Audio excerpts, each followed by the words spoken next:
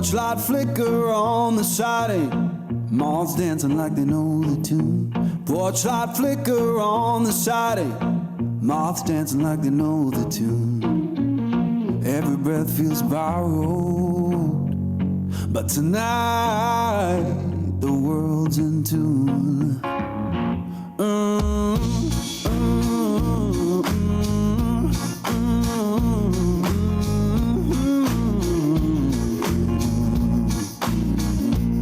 Old chair hums beneath me, playing boards keep the time. Old chair hums beneath me, playing boards keep the time. If this sound ain't perfect, that's how I was mine.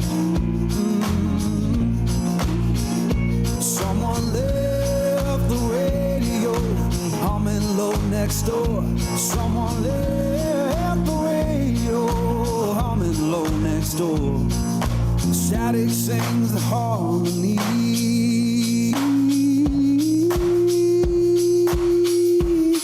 I couldn't ask for more.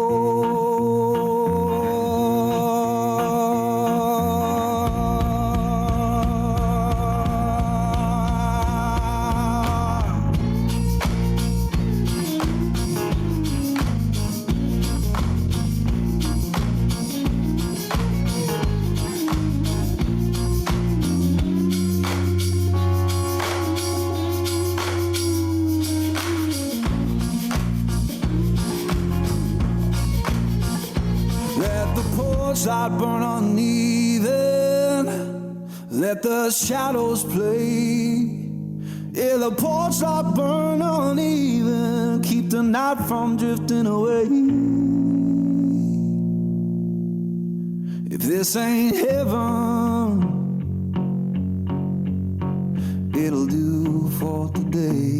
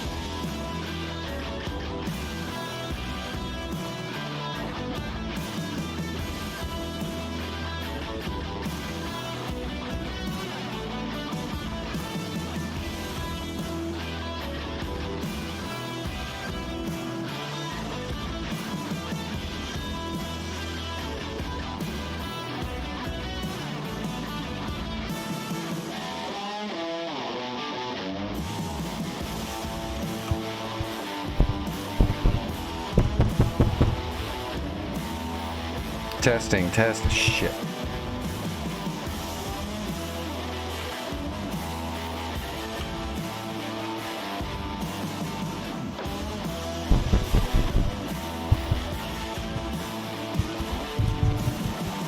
All right, is it coming through? Piece of junk.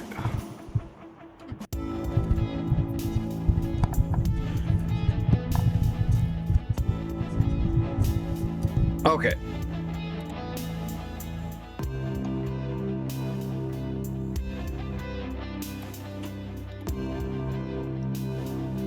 That's right. One thing goes out, something else is gonna go. I don't. Everyone knows my microphone's been going for fucking 2 years.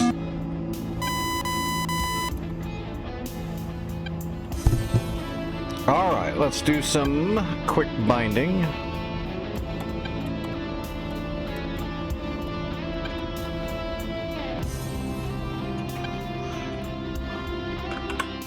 All right, so.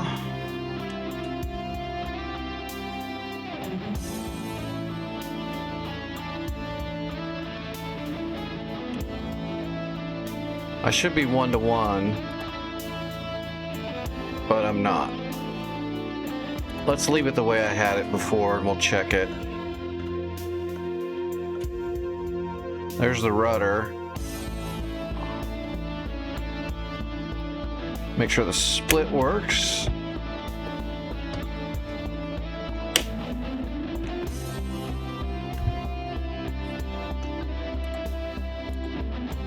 All right. Landing gear. We got a landing gear button back.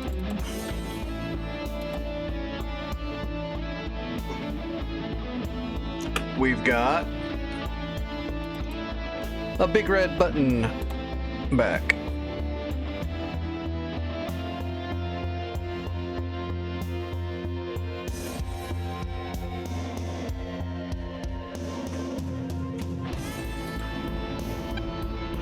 All right, what's my loadout? Mavericks, clusters, Jade, sure, that's fine. All that is fine. Request rearming. Copy.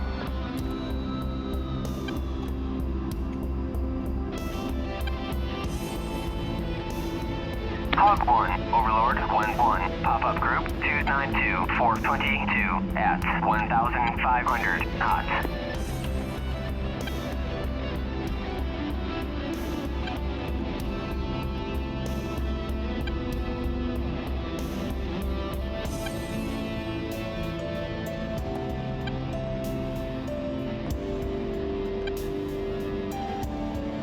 Rearming complete.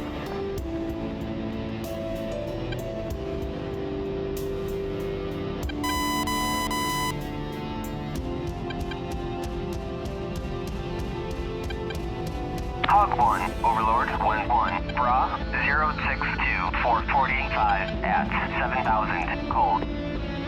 Okay, let's... Where am I? Okay, we're hanging a right.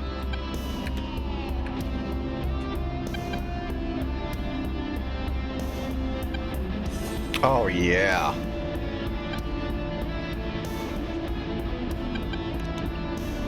Until I get good pedals, this new axis for the rudder is going to be way better. I can't wait to get to a helicopter. It should make a huge difference. It doesn't have that giant detent in the middle that keeps hanging up.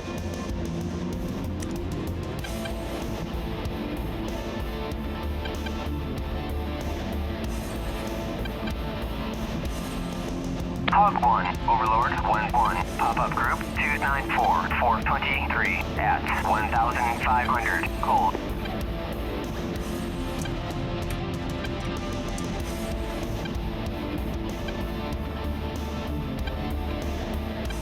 I actually have nuance in my rudder now.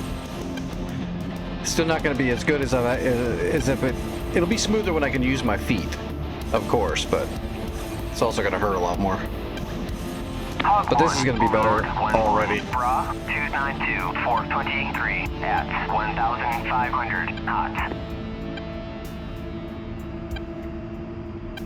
Hog 1, Overlord 1-1, Bra 061-445 at 7,000 knots.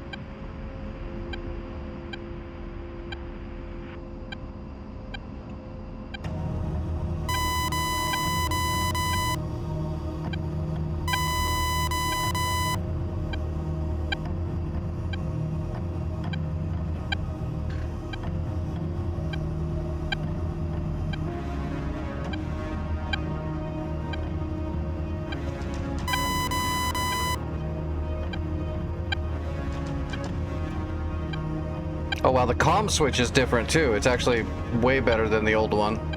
It's more crisp.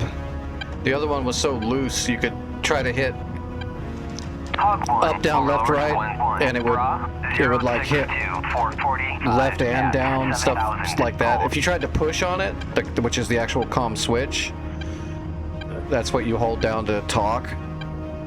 If you tried to click it, it would definitely choose directions instead of just clicking. This one, the click is just direct, so that means I can actually start using it.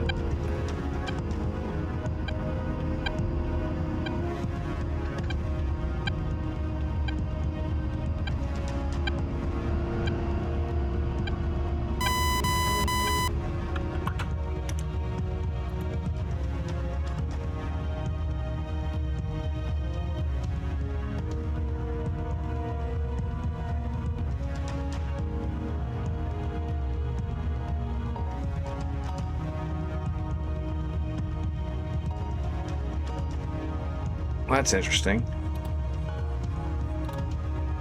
I'm gonna clear that for now and look at that later. Huh. For some reason my comm is bound to my head tracker. Shouldn't be. That must be some kind of default or something on the streaming software or the IR software. Because that should not be the case. Give me a second. Let's park. Alright, let me get my head tracker software up. 292 421 at 1,500 cold.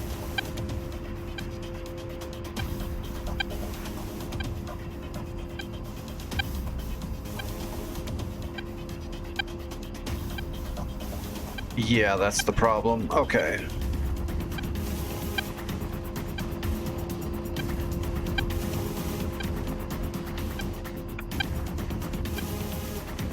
Hog 1, Overlord 1-1, pop-up group 051 450 at Yeah, that's what it was. 1,000 hot. There was a weird binding on my head tracker, so now... Okay, there we go. Okay, now it works. Alright, let's just take off and I'm gonna go fly over by the river and set up a SPI and shoot some... drop some bombs and shoot some Mavericks so I can mess around with my slew just a little bit.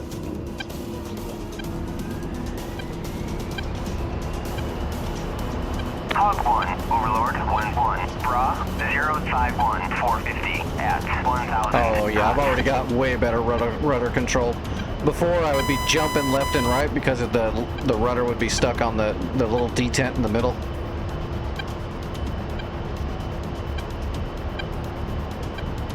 Now I've got some nuance.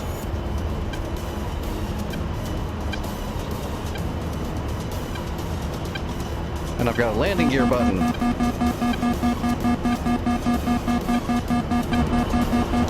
Way smoother.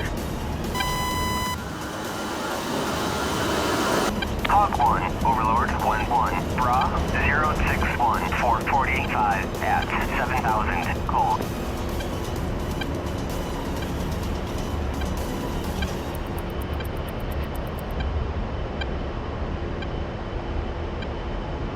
Hog 1, Overlord 1-1, pop-up group 296 422 at 1,500 cold.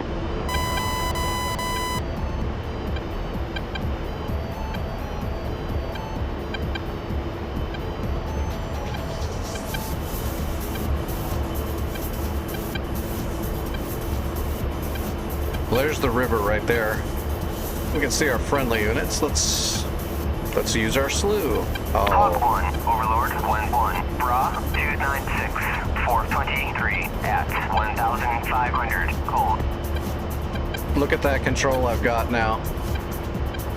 Hog 1, Overlord 1-1, Bra 058 445 at 7,000 hot.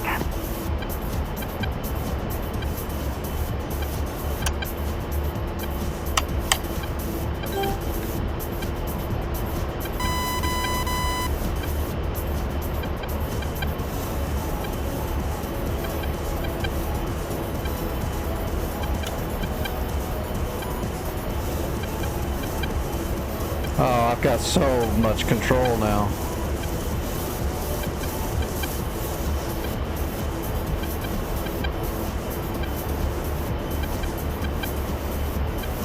There's a tank.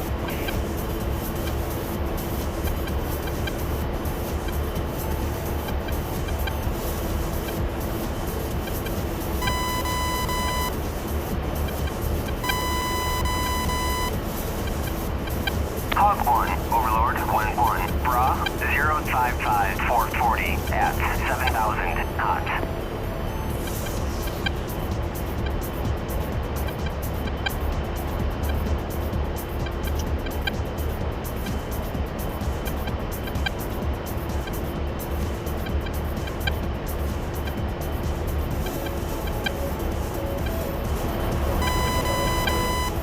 Hog 1, Overlord 1-1, pop-up group 292 428 at 1,500 cold.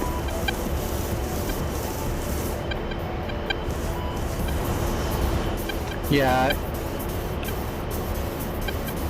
I don't know how long it's going to take, but I don't think it's going to take that much time for me to get used to this and it just work 1,000 times better. I was fighting that slew button forever. Because they replaced the slew button years and years ago, but my model was so old, it had all the old stuff on it that didn't work very well. 1,500 cold. So this slew button is way better. Hog 1, Overlord 1-1. I might have to adjust it a little bit though. 440 at 7,000 cold. Overlord 1-1, passing waypoint 1 at 35,000. Alright, Maverick's hot. Mavericks are hot. Overlord 1-1, on station at pulls 326 for 150 at 35,000.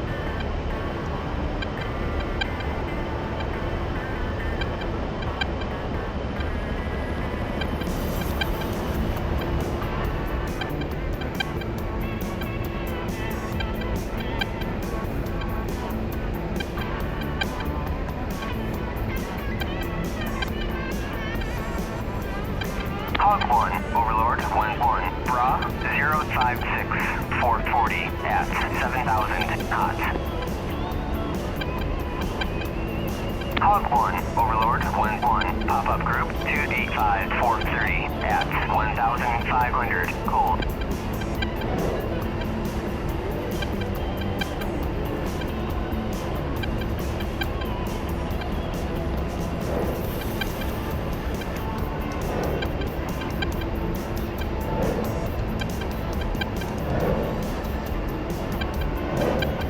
Okay, yeah, that was way better.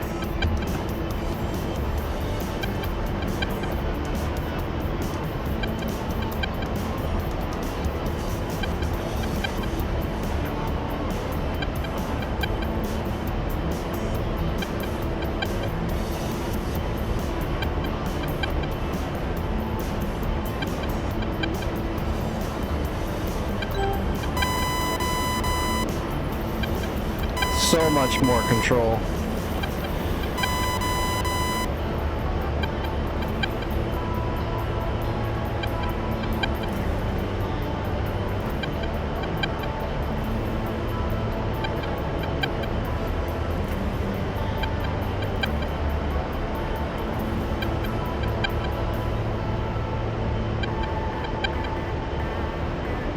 Boom, boom, boom, boom, boom.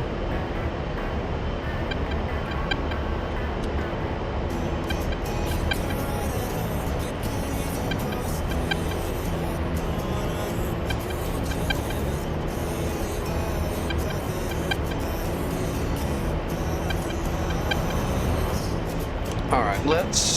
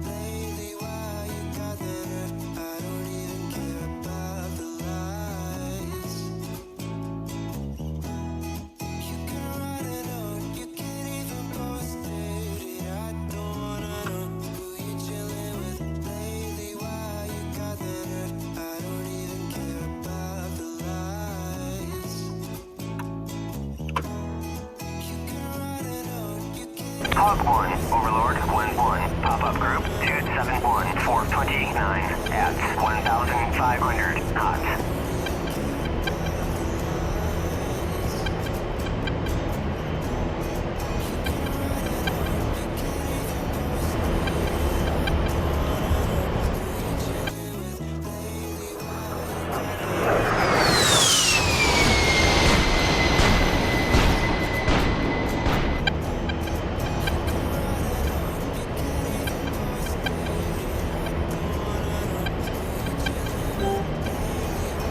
Alright, let's go default.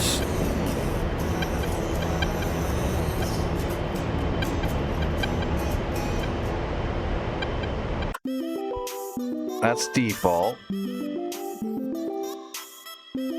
I need to change that just a little bit. So let's go about, well, shit, get back to 0. Let's go 20.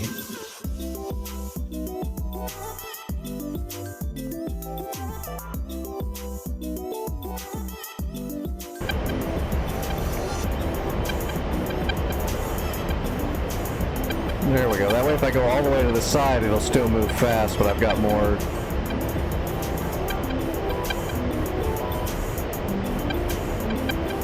Yeah, that's much better.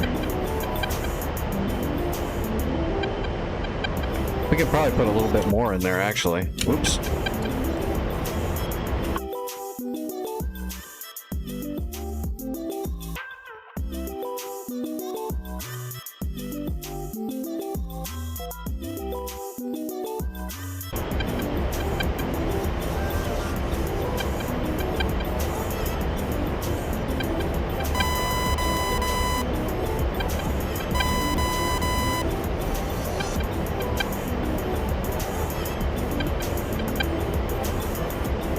Friendly tanks. Yeah, that's that. Let's try it there.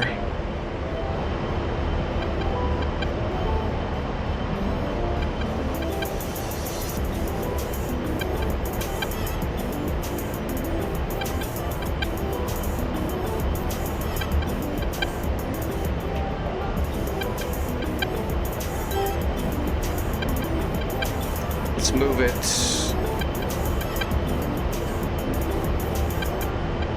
Is that where they are?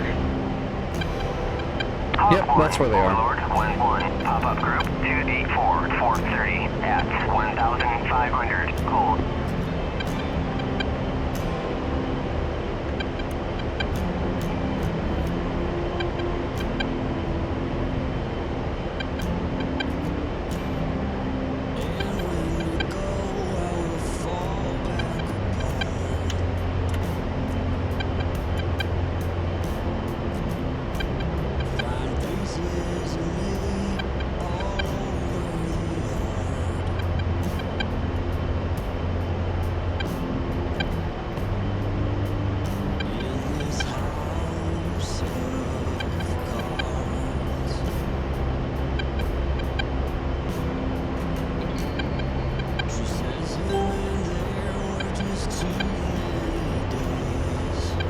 To the first drop right on this tree.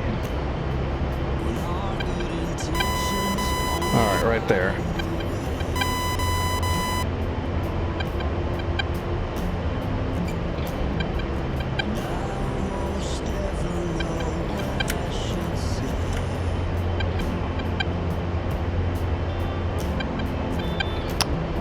We have all kinds of fuel. We're in an A10. We can stay up here for a very long time.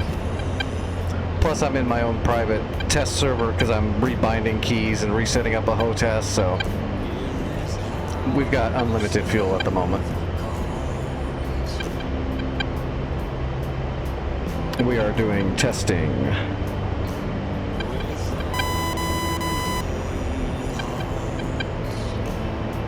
Pull up, pull up. Hog 1, Overlord 1-1, Bra 063430 at 7,000 knots.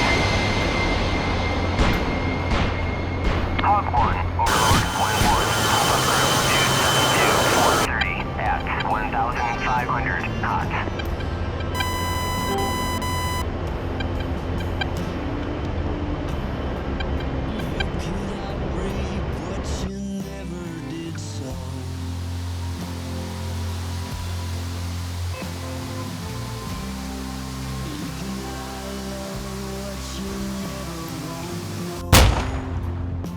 Hog 1, Overlord 1-1, Bra 274-429 at 1,500 knots.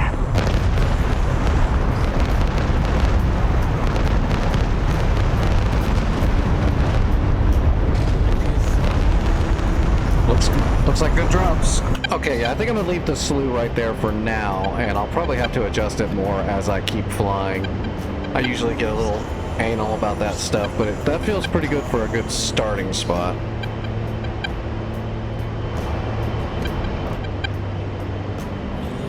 Key bindings are good. I guess we can start jumping through aircraft now and switching out the key bindings. Well, here, we'll do a gun run. I know everyone wants to see a damn gun run. Let me see where there's some targets. Should be some stuff around that river still. Oh yeah, there's plenty of stuff over here. We'll just mark it right there as a reference. Alright, let's do a gun run, then we're going to start jumping through different aircraft. It's going to be boring for a second, but I got to get all these key bindings switched over to the new HOTAS. The slew adjustments that'll be for every aircraft. I hope, I'm pretty sure. But I gotta rebind the landing gear button, the red pinky button. 062-435 at 7,000 knots. Hog 1, Overlord 1-1, pop-up group 277-429 at 1,500 cold.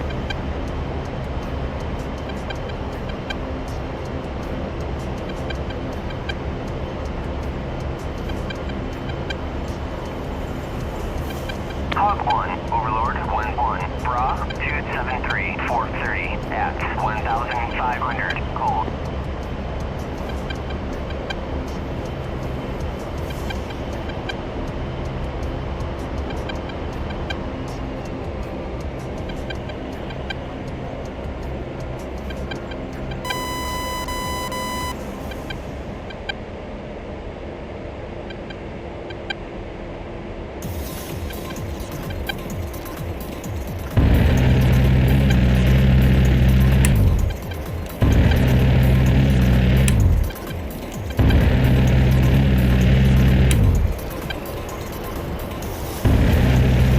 Pull up.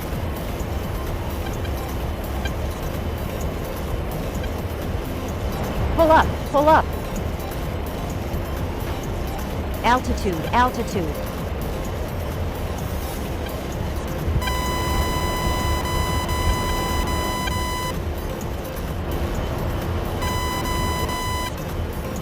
Fun, fun.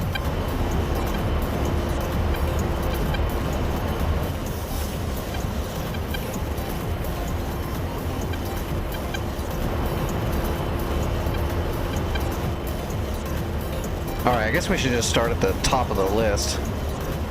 I guess I don't really need to bind them all tonight. Overlord Oh, that slew is so much better. That is amazing. 430 You just have no idea. If I ever go to another show or anything, I'm going to bring the gear just so people can feel the old button and the new one, and then you'll know the pain. That old slew nipple was so horrible and unresponsive, and it only worked about half the time. So you'd be moving on it, and it wouldn't do anything, and then it would suddenly do way too much. So now I've actually got a small slew finger imprint stick, which is what it should be, instead of that little marble. That marble sucked. Okay, let's see. I guess we got to do the A10A model really quick. A model. Man, doing the A model, doing Mavericks with the A model with the new slew is going to be way easy too. Let's verify that that slew should be universal now.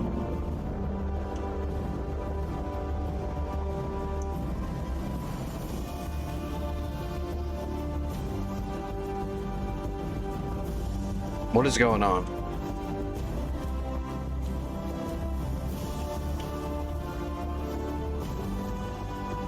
Why are my controls lagging?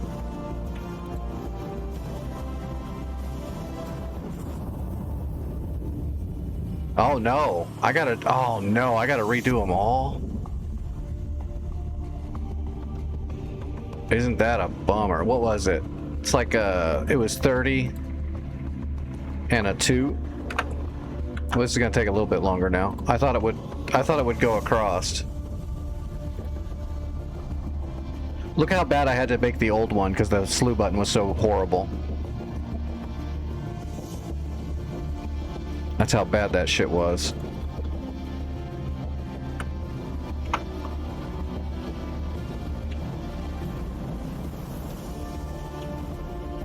Okay, rudder.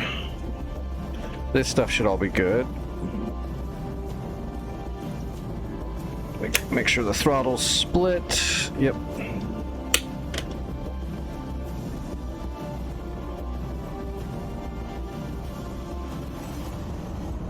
All right, and then we need systems. The landing gear button. Oh, the landing gear button is still here. I didn't remove it. And then we want the eject. Okay, that one's done. Whoops. That's why it's good to replace your equipment with the same equipment, just a newer, better version of it. I don't have to rebind every single thing. All right. BF 109. So let's see. That would be the. Whoops. It's a hot start. Landing gear, undercarriage toggle. Yeah, okay, I didn't rebind the landing gear on this one.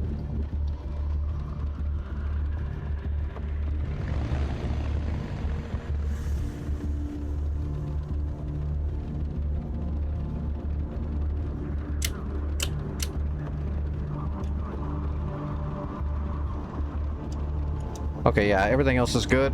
Binding there. Phantom.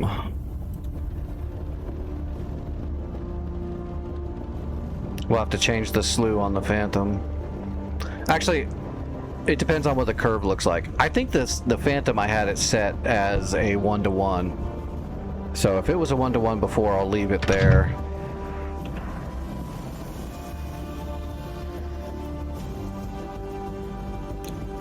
Make sure the throttles are still split properly.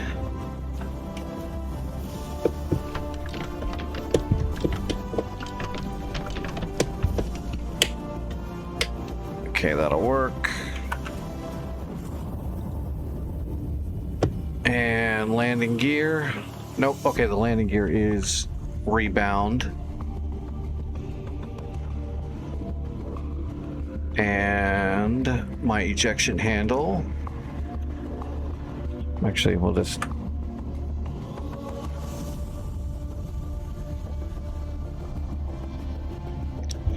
Oh, and the slew. Let's check the slew curvature.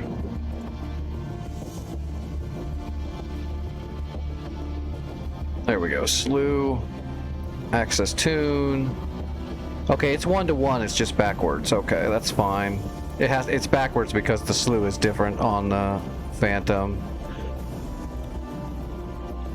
It's because it's this little joystick right here. You don't use it very often. You just use it for like Mavericks and a couple other things. Okay, that should be good.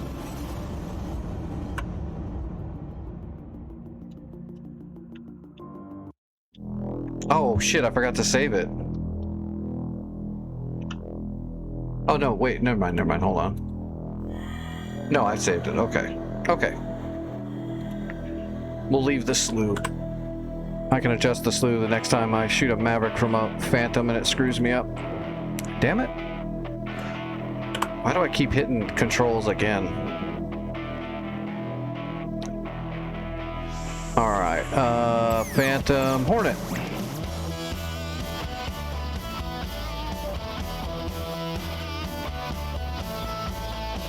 You know what a Hornet is? It's a hooker from the internet.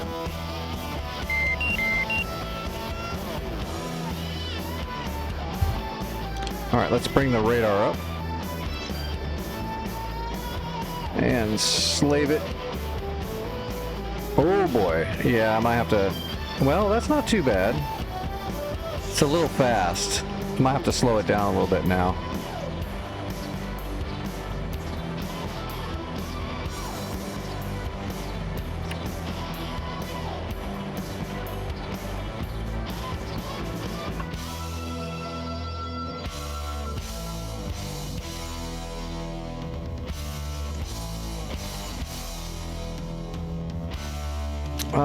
I did put a curve on there.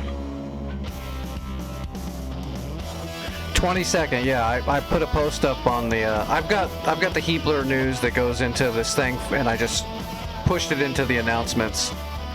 22nd we'll have the BU, which then I'll have to start working on that.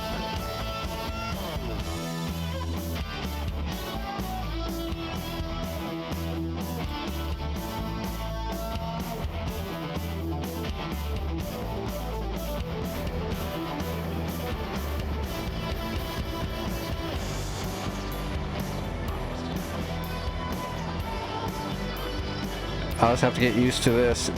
It's so sensitive. Maybe I should add some saturation.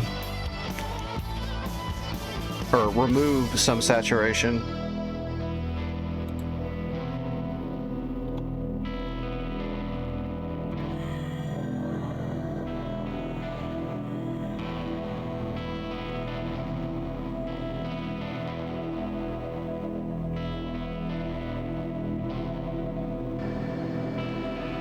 That's a little better.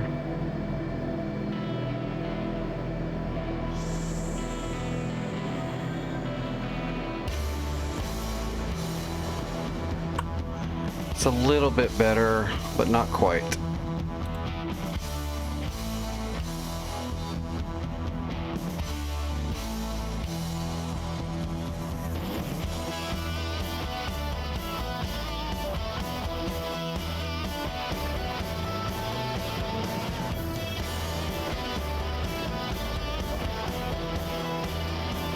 Okay, yeah, that'll do.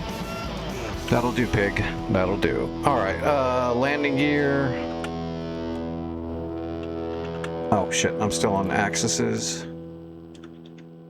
Okay, landing gear, and then we need our eject.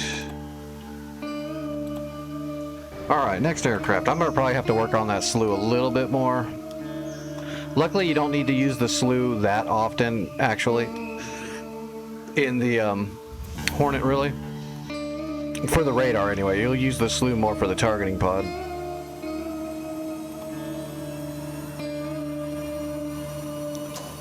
Tomcat. This will be quick and easy. For now, I gotta rebind.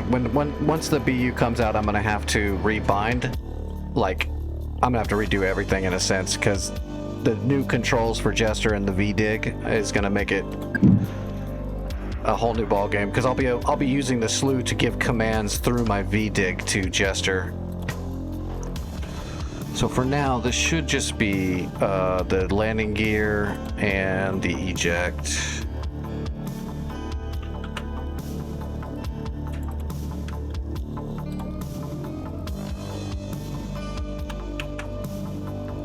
The ejection handle. Yeah, that's all we need for the Tomcat for now. Eagle.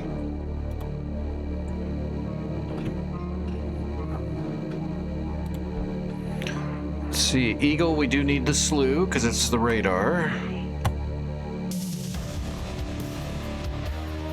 Well, first let's do the landing gear.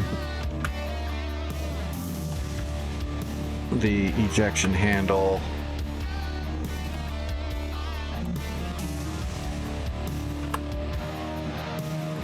And the slew was 1-to-1, I'm pretty sure, on the Eagle. The Eagle slew was perfect, just the way it was. Oh, never mind, I put a bunch of shit on here. What is that, 30, 30, and 3? Okay, well, what do we have on here? Nothing?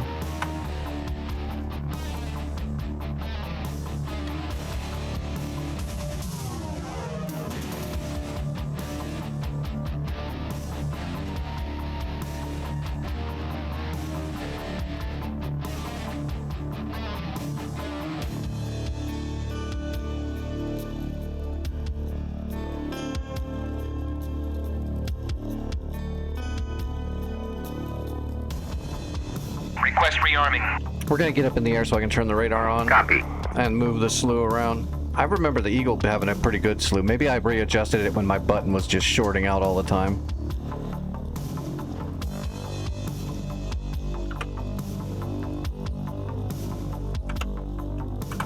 Where did I put? God, these new buttons are so crisp. Just the toggles on this new throttle even the toggles are higher quality than the original that I was using. This thing really is a great piece of equipment. You know how I always said, you know, the Thrustmaster Warthog, the Air Force endorsed authentic Warthog HOTAS was probably one of the best ones. I triple down on that now. This new one is even higher quality. The slew button, all the stuff, it's great.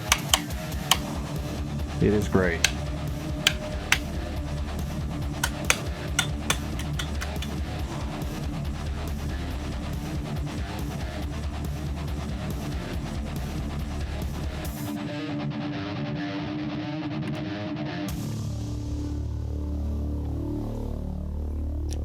All right, put some sticks on here.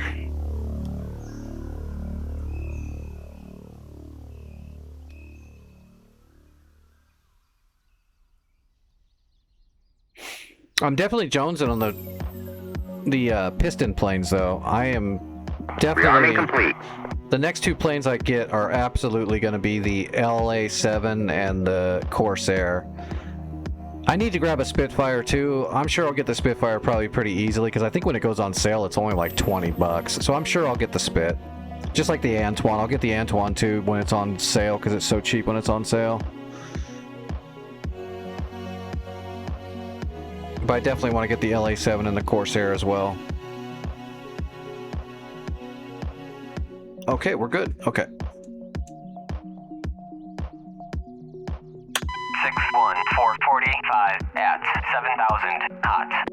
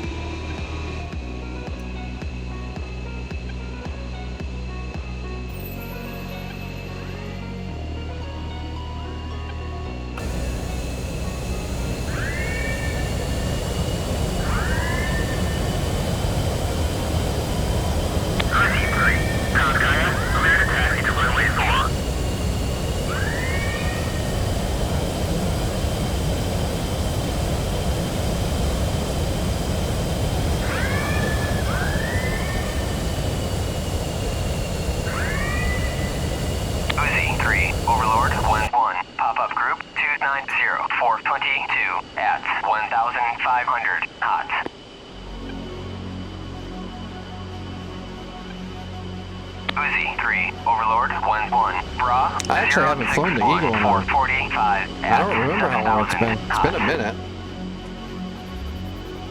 This is actually one of the better air-to-air superiority fighters, period. I think a lot of people in DCS don't use it as much because it's kind of easy mode. It's just so good. The radar is hands down one of the better radars.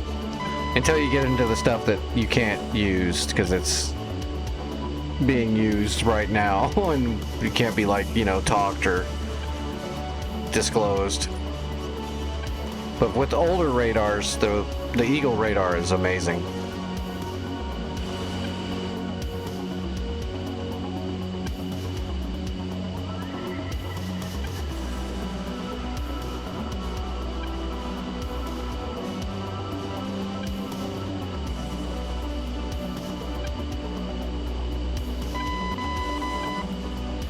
Alright, we'll get in the air and we'll kick the radar up and then let me mess around with the slew for a moment.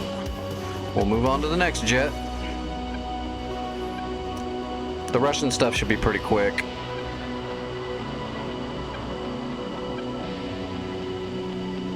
I'm excited to get into the helicopters. I think the new Axis, the slew is going to make the jets better. It already has. But the axis point that I use as my anti-torque and my rudder is going to make the biggest difference in warbirds and helicopters. I'm hoping it'll really smooth out my flying with them, because I know my helicopter landings and takeoffs sometimes can look a little janky, and that's because the stupid Axis had a detent on it and it would get stuck on it. That old swivel would get really stuck on the detent, so you had to muscle it off the detent, and then that would cause you to over push, you know, anti-torque left or right, or rudder left and right, and then have to try to scramble to get it where you want it. It just wasn't smooth or nuanced at all. This one's a lot stiffer, and there is a little bit of a detent there, but it just kind of slides right off of it. And the extra pressure on the axis allows me to really move it finite. Even just taxiing, I'm not janking the nose around. I bet you my Warbird my Warbird takeoffs, I think, after flying a little bit longer with this new throttle and new axis, will smooth out and get better. Just because I will have more nuance in my rudder control.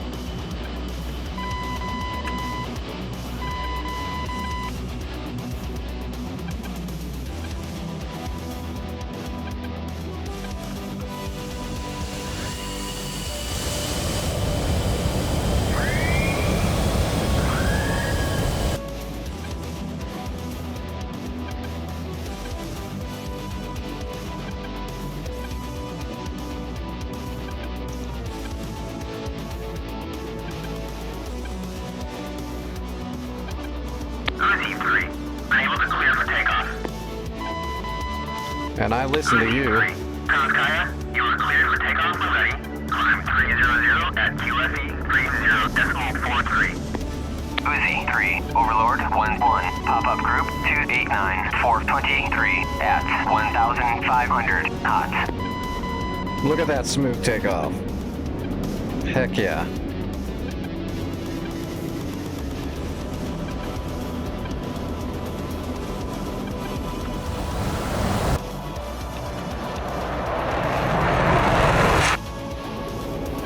Oh, actually, let's drop the...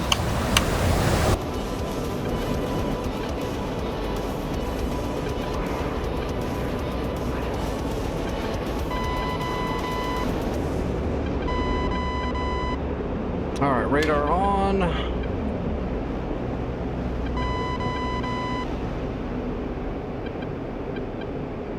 Okay, I think I'm gonna have to take some of that saturation back into normal. That's a little too smoothed out now.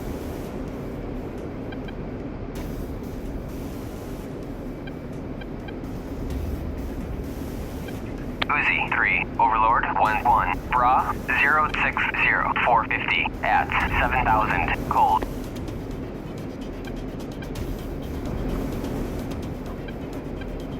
Spawn an asshole to test the radar with.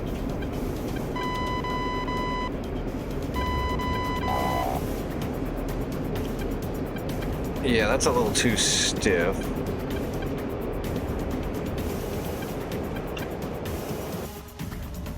A little too stiff. What's up, Nate?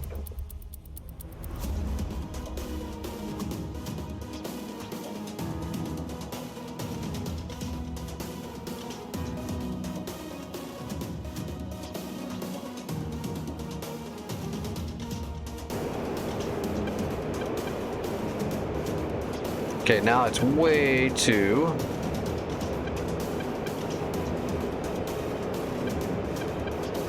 Yeah, now it's way too crazy.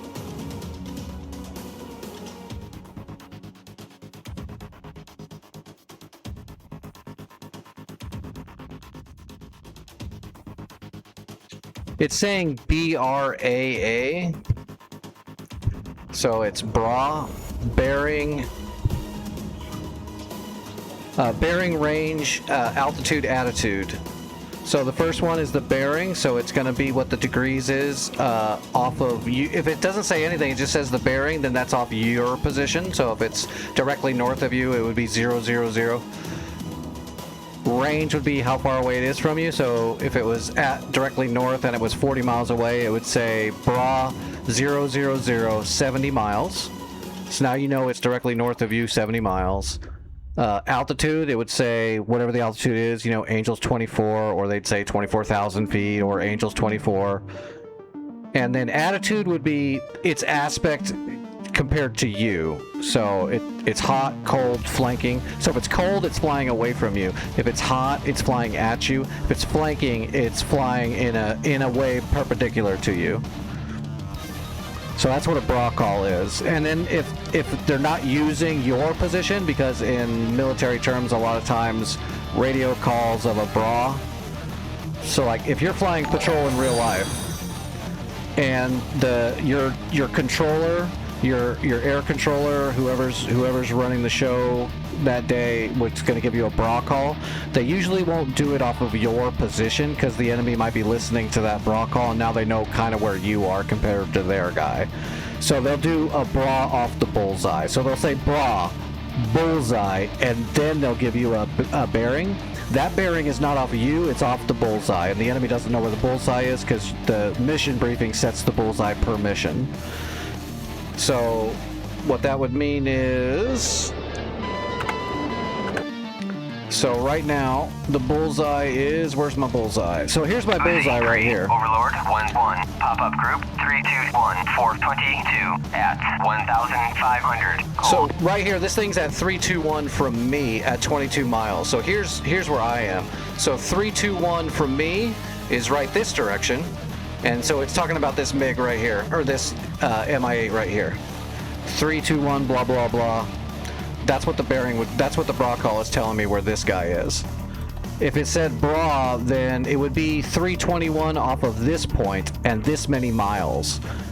So if they were calling that bra off the bullseye to me to that same guy, it would be almost the same because I'm in line with the bullseye, but it would have been 325, 186 miles, and then the rest of the information would be the same.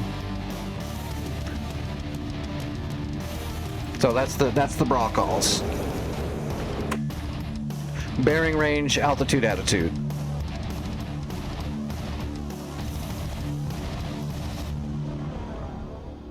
All right, let's give this thing like a 40 and let's bring this down to like a 70.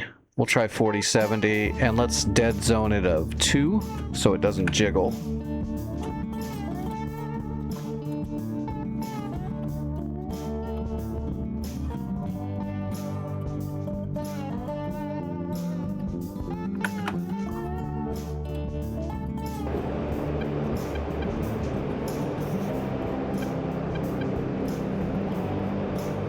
Man, that's still a little hinky. And I need to invert the y-axis too. And we're gonna add a little bit more curve and a little less saturation. So we'll go 50-50.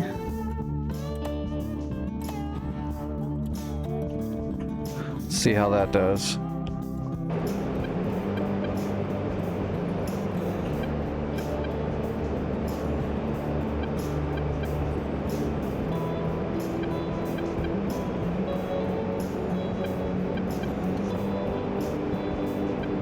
Okay, that's not bad.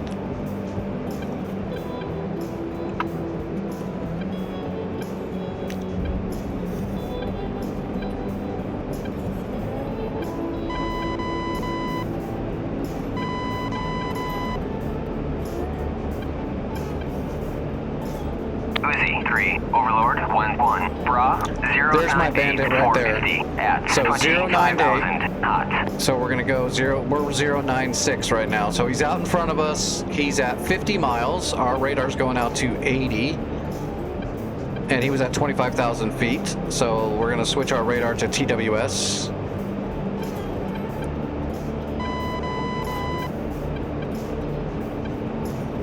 Okay, that's 6,000 feet. Uzi 3, That's not our Overlord bandit. 1-1, pop-up group 312, 429 at 1,500 cold. Now we're gonna adjust the height of our antenna Uzi to 3, fine tune Overlord our 1-1, radar. Bra 048, 450. We know he's at 25,000, so we knots. don't want to increase it too high or low.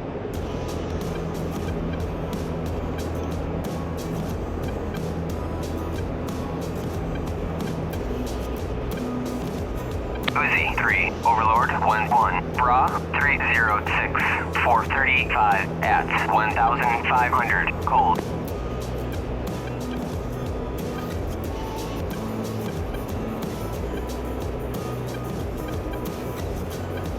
All right, give me a new one. I'm not picking him up. Give me a new one. Overlord 1-1, Uzi 3, request bogey dope.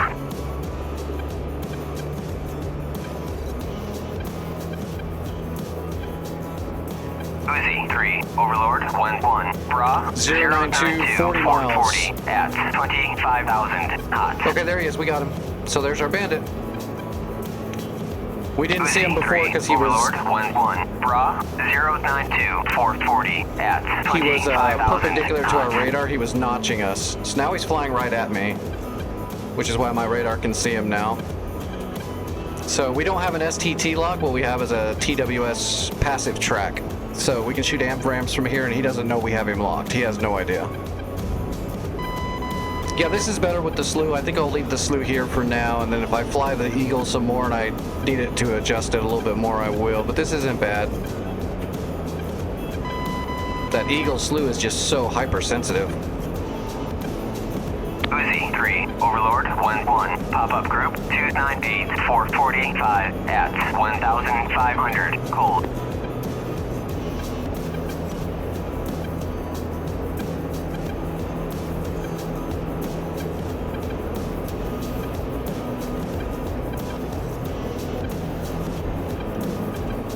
Fox 3.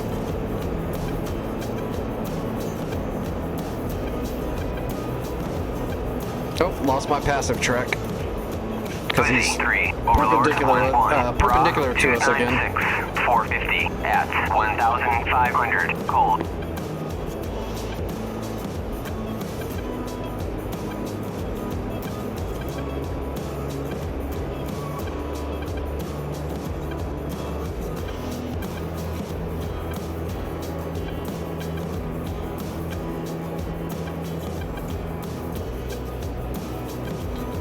Oh, we got him again.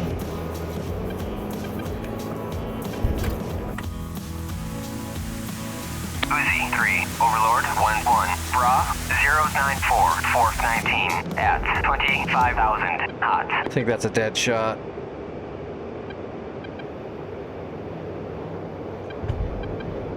Shoot. Shoot. This one will be a kill shot. We're in the Mar now. He's toast. So let's do a full lock. Actually, let's just ninja shoot it. Fox 3. It'll go pitbull pretty quick here.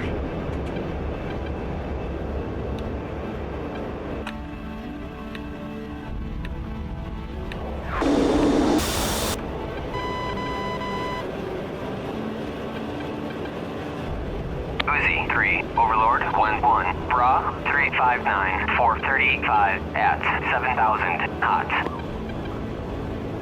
He's dead. He's just now starting to turn. That missile's moving hot. Splash. Uzi 3, Overlord 1-1, pop-up group 289-470 at 1,500, cold. Fox 2. Uzi 3, Overlord 1-1, bra 09445 at 24,000, hot.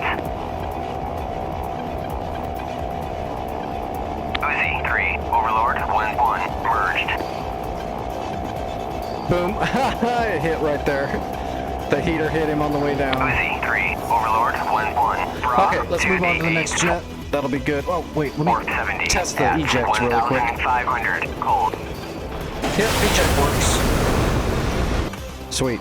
I haven't even tried that. So there you go, Supreme. I just used the big red button that never works on any of the the Thrustmaster HOTES, and this one works now. It is not the same though. They definitely put a better button in here.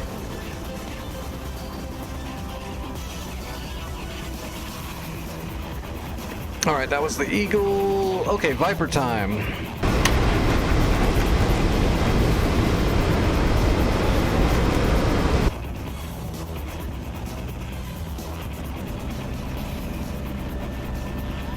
Oh, this feels good already with the radar.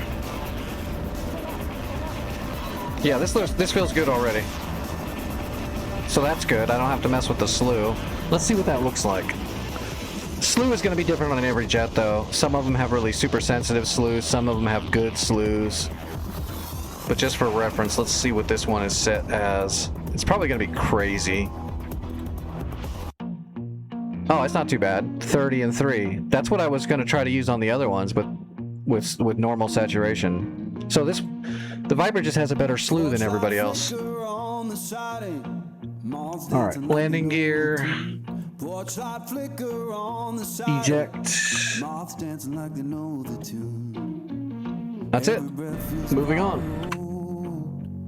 But tonight the world's in tune. Phantom, or not Phantom, Tiger. We already did the Phantom.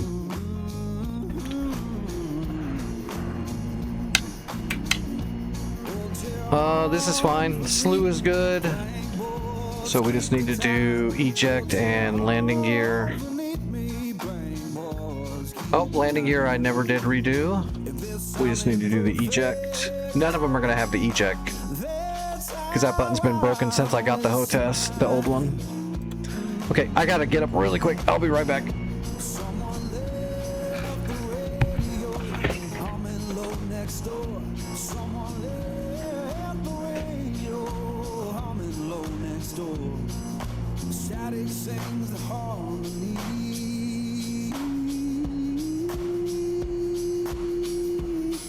I couldn't ask for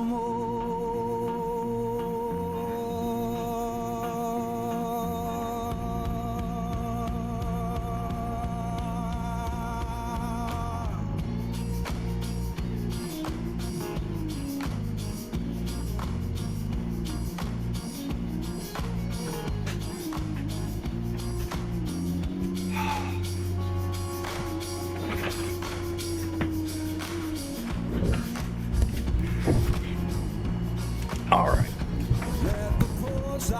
Did we already get this one? Yep, eject works. Alright, F5 Tiger. Saber. Baby Saber.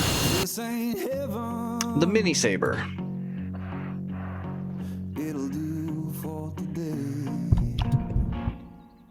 Every time you jump into a new jet and it does G effect on the pilot, it just sounds like you're like a fat guy getting into your jet and you're all out of breath. It's kind of weird. Okay, there's no slew for the Baby Saber, so we just need landing gear, which might still be here. Yep, and we need to do eject.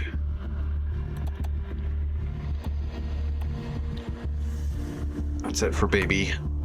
It's gonna be the same for the MiG-15 too. Super quick. Where is the Baby Saber? I just passed it. There we go. J11. Okay, here we go. J11. Flanker. The stolen flanker.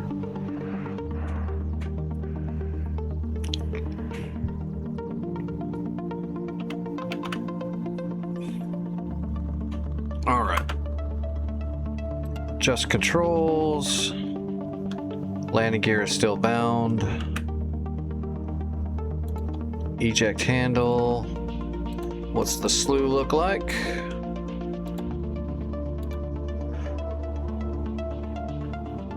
Okay, I'm gonna trust myself with that. I guess we could test it, but then it's gonna take a second. Well, not really. We don't need to put armament on here. 45 at 7,000 cold.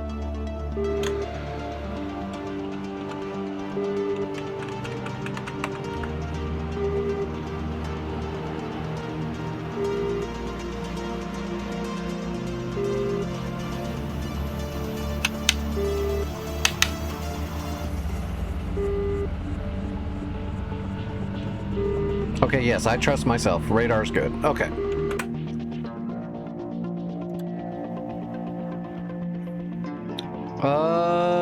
We're gonna skip the helicopter.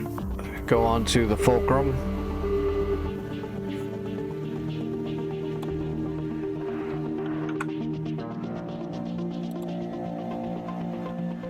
Okay, landing gear has been rebound here.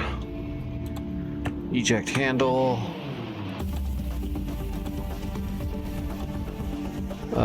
Start it up for the slew.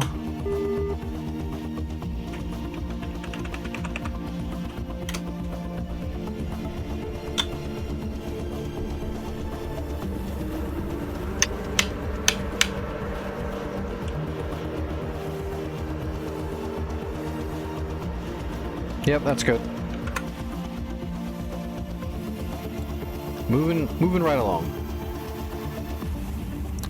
Mosquito. Guess we just need for the Mosquito, I think, ejection and landing gear, maybe? The landing gear might actually be wrong, because this thing doesn't just have normal landing gear. It's got a bunch of lockouts and levers and shit. But I think the button is still the same to actually move the handle, maybe?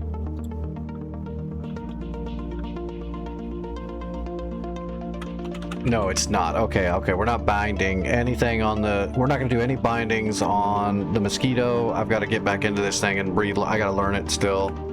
So those bindings are not going to be correct. Let's see. P-47. The Jug. Unless you're on a North Pole server, then it's made out of paper.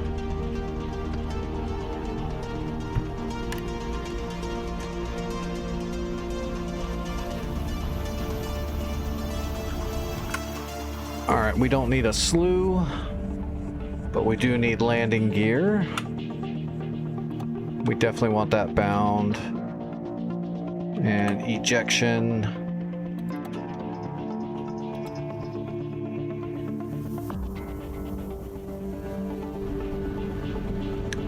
Let's try to take off really quick just so I can feel these rudder pedals. I'm probably gonna wreck. I'm so used to the other one, but...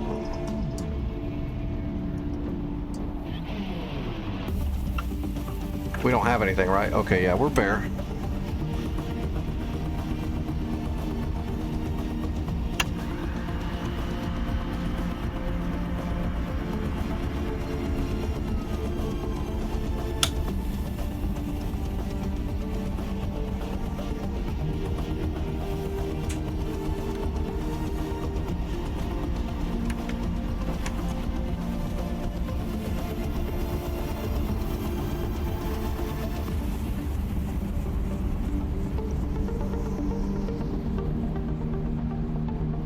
See if I can make this take off smoother using this new access. This is probably not. I got to get used to this new access. It's more nuanced, definitely, but it's also stiffer, so it's probably gonna wipe out the first few times trying to get used to it.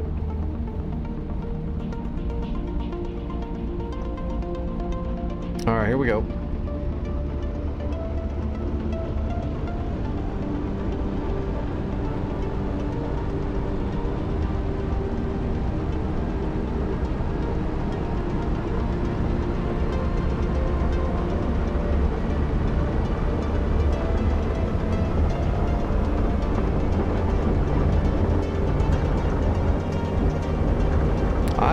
Actually, no, this is way smoother. Gosh, this is so much better. Look at that. Alright, closing the cowl flaps. Bringing up the landing gear. I don't have to look down now to do my landing gear.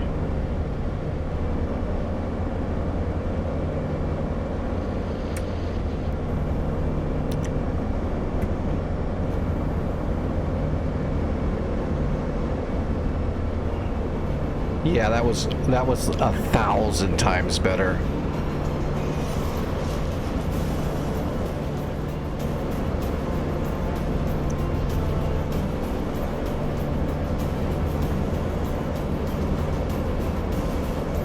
Yeah, I actually got the same ones. It's just they're a newer model and not 12 years old with broken buttons and electronical shorts in it. I got the stick a few months back and now I just got the throttle today. It's the slew button on the old one never worked good and the access for the rudders was messed up. So this is just way better. I believe when I get pedals, I'm going to get the nice ones from Thrustmaster.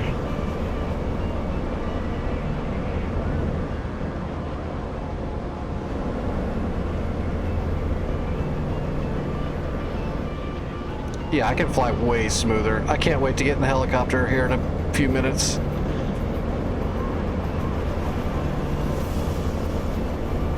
Oh yeah, look at that. Just trying to step on the ball now. I can actually put some nuance in my rudder. I can coordinate flight so much easier. Because before I'd get stuck on that detent and it would do this stuff. My rudder would be all crazy. Now I can just add a little bit. Oh, my dogfighting in the Tomcat's going to be better too. And that Phantom. I'll be able to control my rolls way better. I'll have more rudder control. I've got more throttle control too.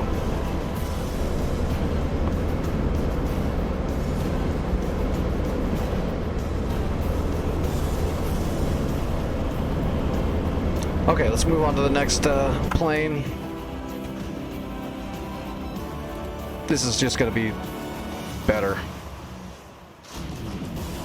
Mustang.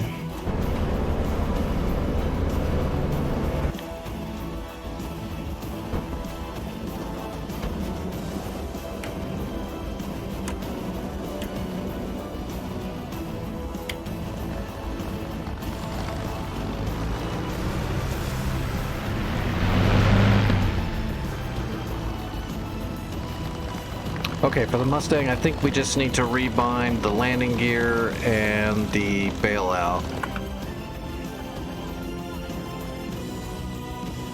Oh, landing gear was already still bound. I can't believe I didn't unbind that. I'm surprised it didn't short out on me. And bailout. Boom. I guess let's see if we can take off in this thing too now. See if it's smoother. Should be.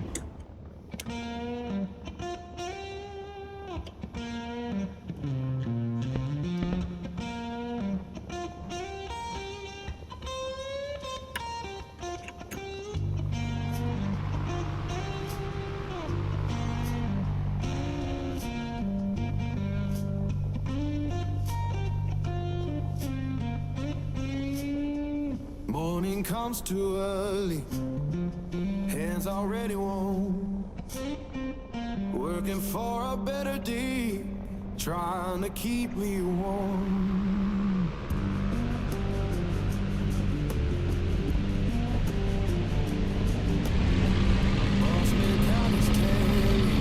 So much more control of the rudder.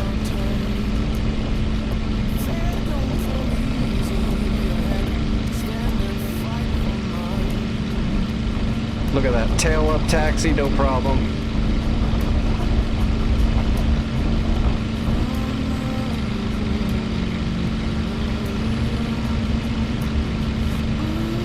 And let's get a little bite on the prop.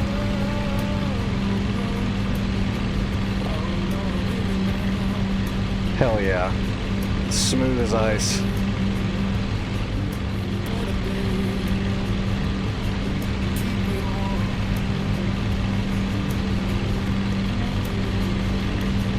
That might have been the smoothest takeoff I've ever done in DCS. Thank you, Thrustmaster. You have now earned my business for pedals when I'm ready to get pedals. I'm definitely going to get the really good, modular, expensive ones. I trust them.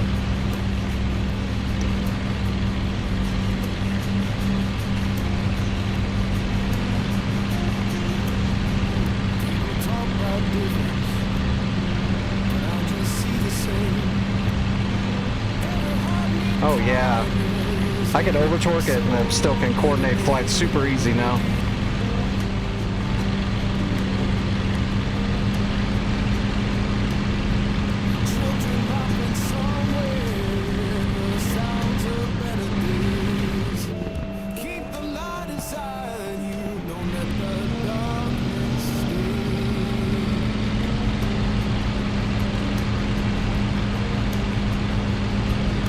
Nice and smooth.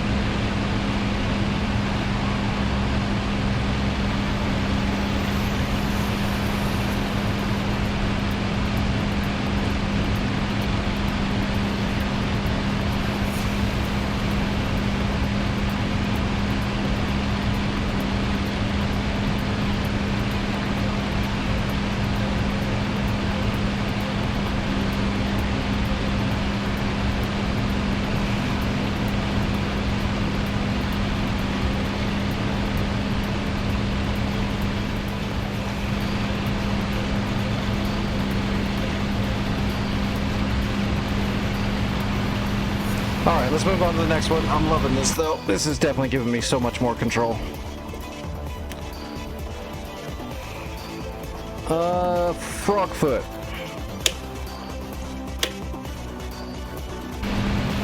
Isn't the A model there? They should be almost ready to release the new texture upgrade to the A model and making it free for all.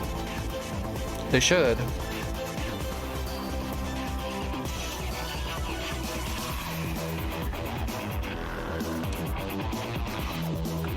Okay, we have to check the slew actually with this one. Let's do the landing gear first and the bailout. Well, it'll be eject handle on this one. What's the slew look like?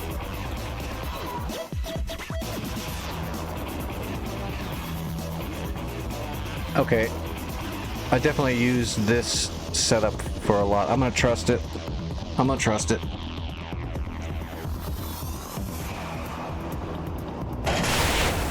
Okay, next one will be the T model.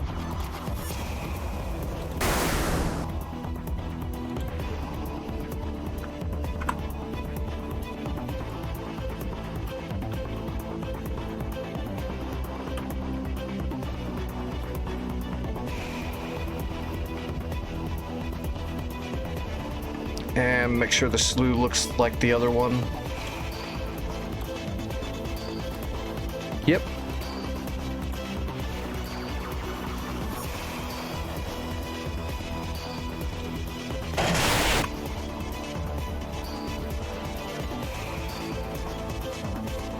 right, flankers.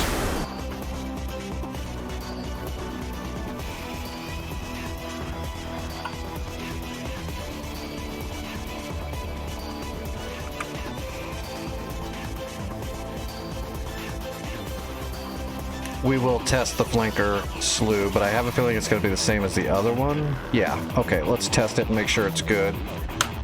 We don't have to get up into the air or anything. We just need power.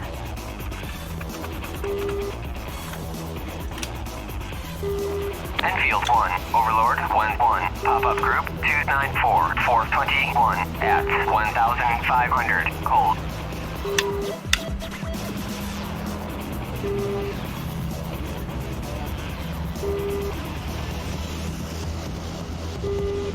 Yep, that's good. That'll work. Alright, moving on. Should be the Navy flanker now.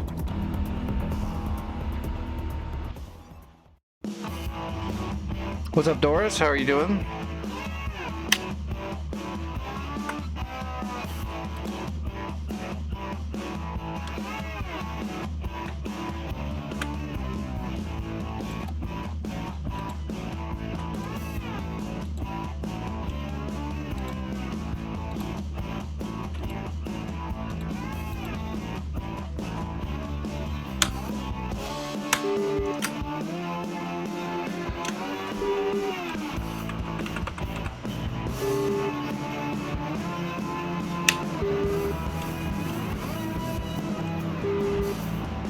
Yep, that'll do it. What do we got next? TF-51D, civilian trainer Mustang.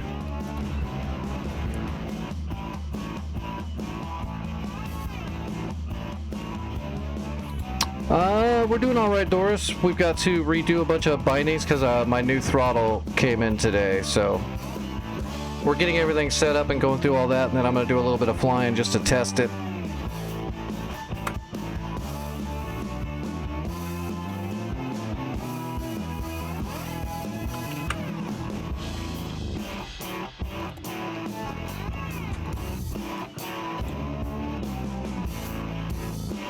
This is the Mustang, by the way, people, you get for free. So if you want to learn how to fly, you get this one for free. Everyone can fly this.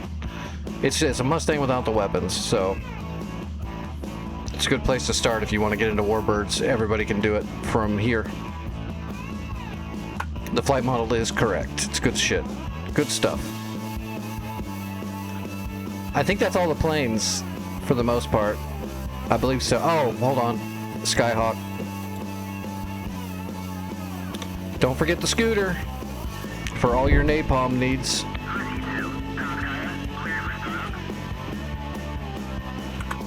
Alright, gear. Should be the gear. And ejection. I don't think we don't have a slew on this thing, yeah. It's a scooter, man. It's pre-slew. It's very pre-slew. Okay, so that should be good. Make sure the eject works. Yep.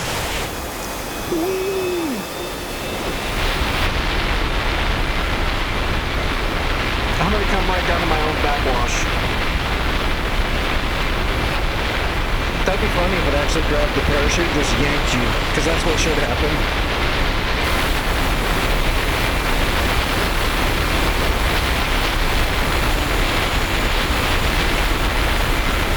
Yeah, this would be blowing my face off right about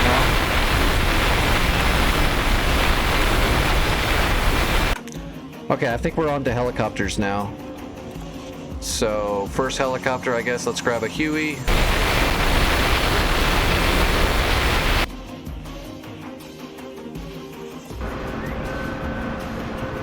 I don't think we have any buttons that we need to bind, I don't think. I think the buttons are going to be fine.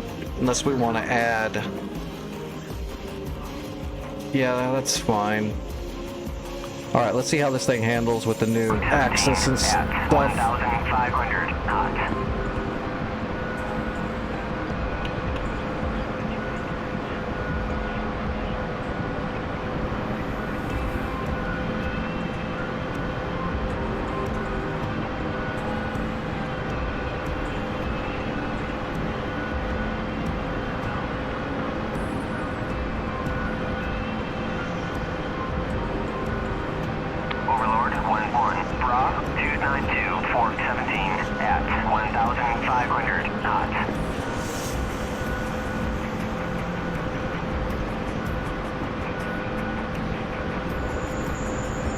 That looks pretty smooth to me.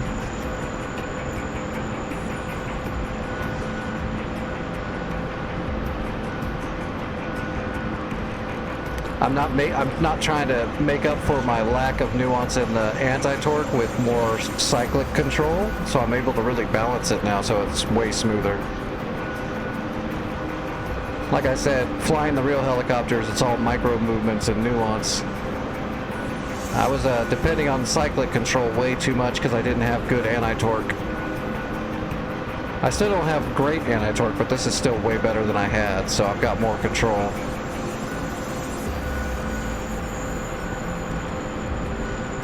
Probably the smoothest I've ever done a Huey.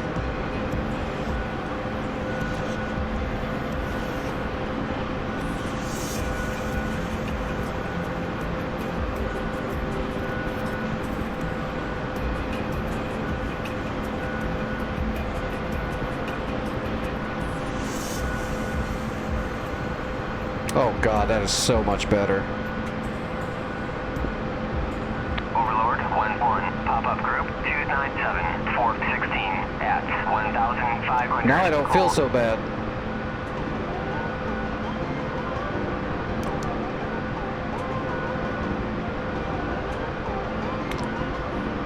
Now I can actually fly like a pilot. Nice and smooth and controlled.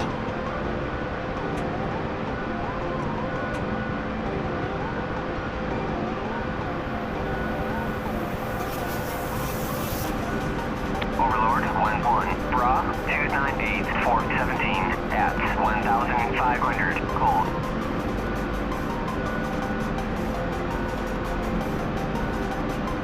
Oh my god, even my collective control is 1,000 times better now. Okay, let's jump into something that's a little bit more rough to fly. Let's grab a hind. We'll see how well we can tame that beast with the new gear. Should be way smoother. Adjusting magnetic declination. Ready.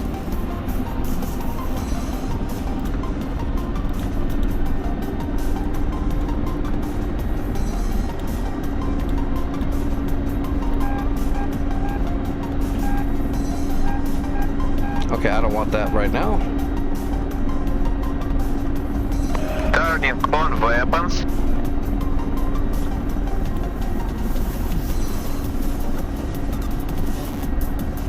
Alright, we are looking for smooth.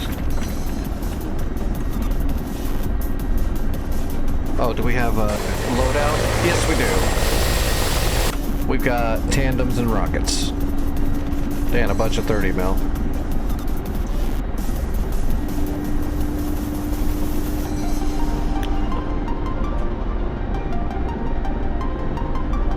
That was smooth.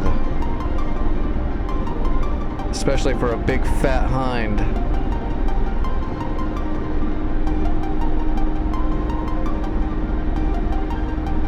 Oh shoot, I don't have the landing gear bound, do I? Yeah, shoot, this does have landing gear. I need to bind that. Okay, landing gear.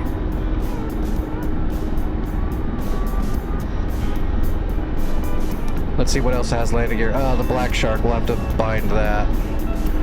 I can tell you right now though, my friggin' ability to fly is 1,000 times better.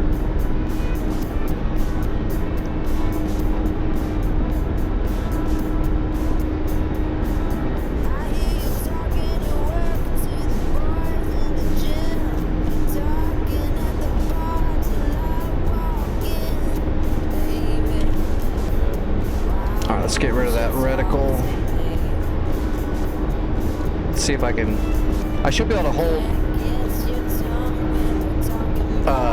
cannon shots a lot closer on target now too, because I've got all this anti-torque nuance. Because before it was all janky. If you ever seen me shooting the helicopter, the hind gun, kind of whipping back and forth a little bit more than it should. It's gonna be like all smooth as shit now. Well, hopefully. I'm gonna say that, it's gonna be horrible, but I now have the ability to at least do it a lot smoother.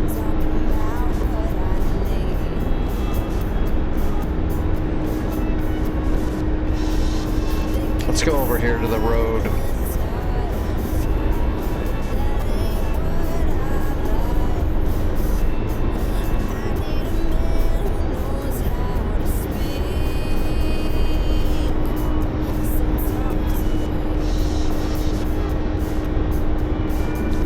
Hey, thanks for the follow, Max. And Hot Babe as well. I truly appreciate that. Sorry if I missed something, but my brain's moving 1,000 miles an hour and I'm all giddy trying to set all this shit up.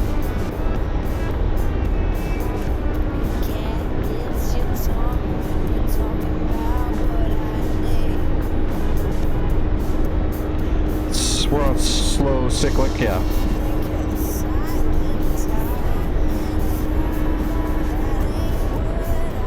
Alright, let's strafe this, the troops and the caravan here.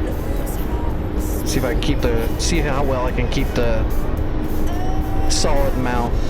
Because the Heinz gun is bore-sighted. It's a solid mount gun, so you just eat all of the recoil when you're trying to shoot it. It takes a lot of anti-torque to hold it. So this will probably be a little bad. Commando weapons ready. At least the first few times, because I'm used to using the janky, broken axis. Or it's just going to be perfect. I don't know. We'll find out in a minute.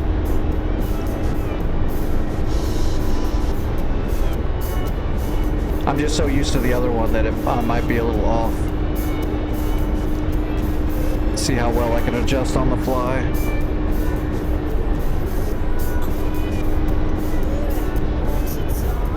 Alright, we're going to unload a little bit of torque.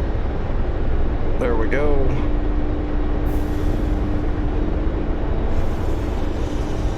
I can already tell you right now I can control it 1,000 times better. So much nuance.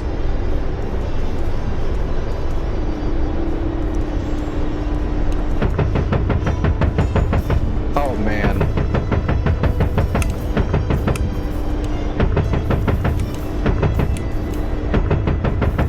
Look at that, man. Just raking them.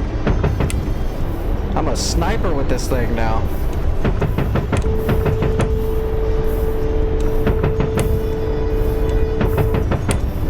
I think I killed them all, or most of them. Yeah, that's insanely better.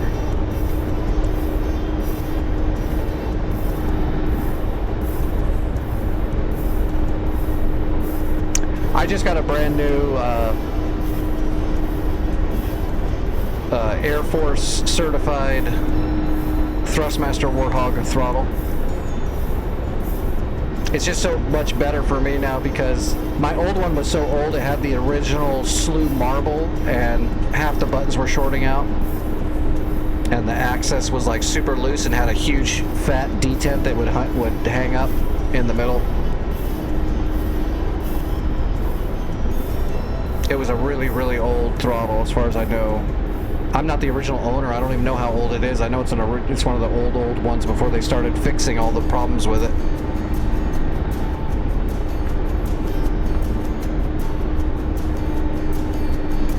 This one's brand new.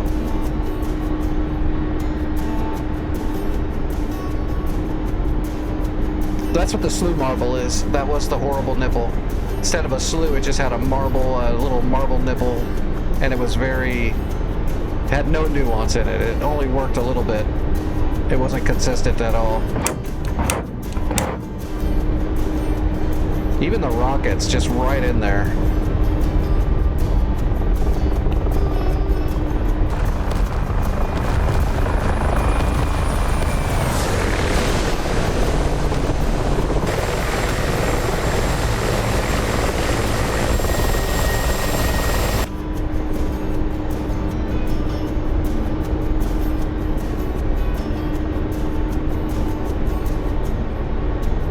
See, we'll do the Black Shark next because we got to bind the landing gear for that.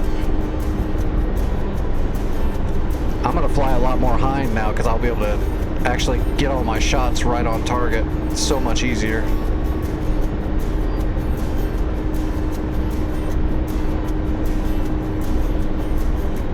forgot to bind my... I gotta do the Dora and, well, I think that's it. I already did the 109, the 51, and the jug.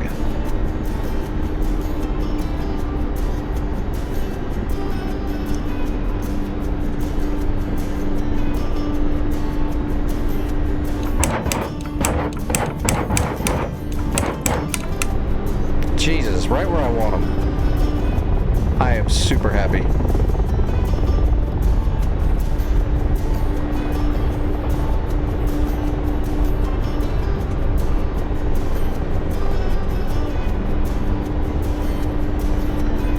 Alright, moving on to the next one. I'm gonna actually look like a helicopter pilot now. Not just a disabled dweeb. Black Shark, KA-53. There we go.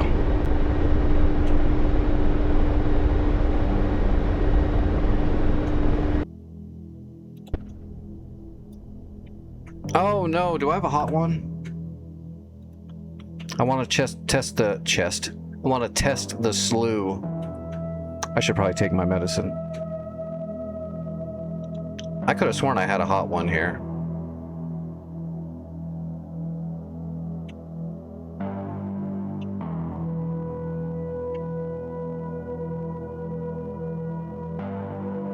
I don't want to go through a whole startup on the Black Shark. It'll take a little bit. Wow, I guess I don't have another one. I swore I had a hot start Black Shark. I used to fly it in warm-ups. I wonder what I did to it.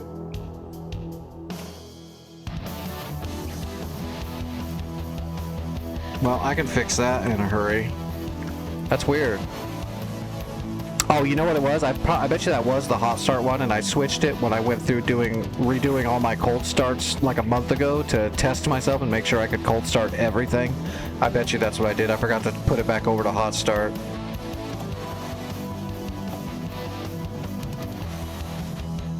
That sounds like something I would do. Just completely forget.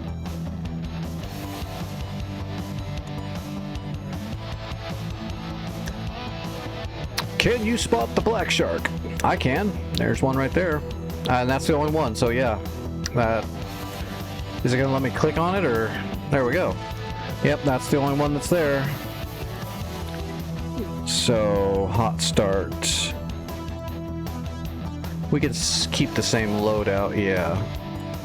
Actually, let's use the other rockets.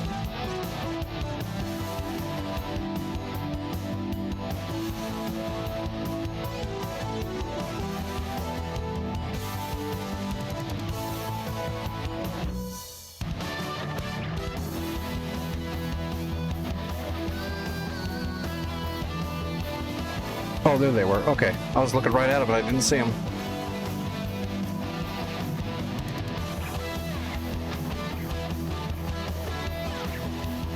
Okay, hot start.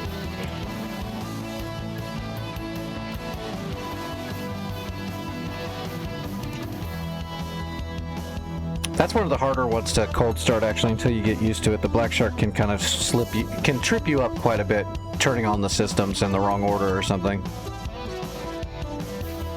It's actually not that confusing at all, but until you've done it, it feels overwhelming, kind of like the Hind. Until you've done it a few times and you understand what you're doing, it can seem really like a lot and confusing. It's really not. You just got to do it. Get in there and do it a few times.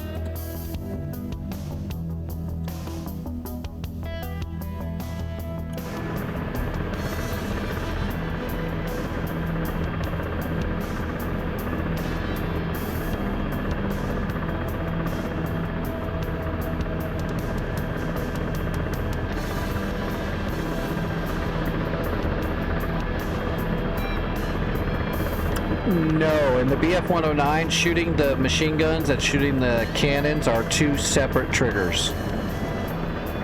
I can show you here in just a moment. It's two different bindings, it's two different triggers with two different, well, the way the safety works on those old planes is you have to... Give me a second. I'll figure it out for you. We'll figure out where you're getting caught up. Let me get this bindings done on the helicopter. Yeah, you can shoot just one, just the other, or both of them. It's two separate buttons. I'll show you. Oh, the landing gear lever was already still bound. But my eject, because you have an eject in this helicopter. Alright, let me test the slew really quick.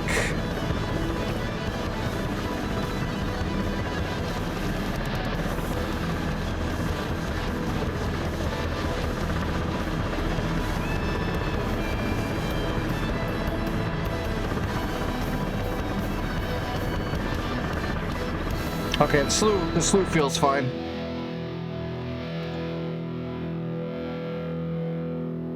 Yeah, let me get in. Let me get into my 109, and I will show you. So, like on the front of the stick of a BF 109, there's a little flip lid.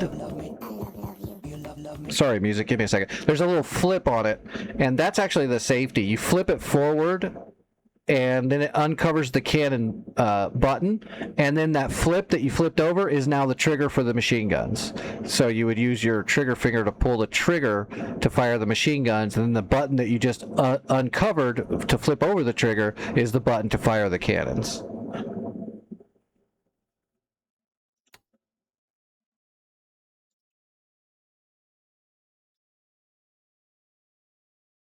And I will show you the bindings for those. You also have to charge the cannon. So you don't fly around with it just chambered. There's a like a lot of the old guns, there's like a firecracker charger that you hit it and it rams the first shot into the chamber and then it's charged. So you're only supposed to do that in the air, of course. Oops, where's my BF? There we go. Oh, wrong one.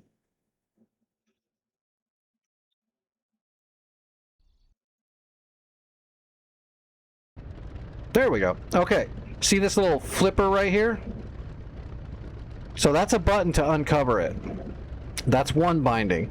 When you flip it over now, that flap is now the trigger on the front. And this button right here is your cannon. So I will now show you. So here's the first button, gun safety lever toggle. It's on your stick, gun safety lever toggle. You want that to be a binding, and that'll unsafety it and flip it up. Next is your trigger for shooting the machine guns. It's just fire machine guns A. Fire machine guns A. That is your trigger for your 12.7 millimeter machine guns. Your cannon is its own button, and it's called Fire Cannon / Rockets B1. And that's its own binding. So you've got gun safety lever toggle to unlock it, machine gun A for your machine guns, fire cannon B1 to fire the cannon. And to charge the cannon, it's called Charge MK108D. And you have to hit that once you're up in the air and everything's turned on, then you hit that to charge the cannon and then it'll shoot. Also, you need to make sure that this thing down here is on cannon. There's a little flipper right here that goes from rockets or cannon. You need to make sure that's on cannon, and you need to make sure your master arm right here is flipped up.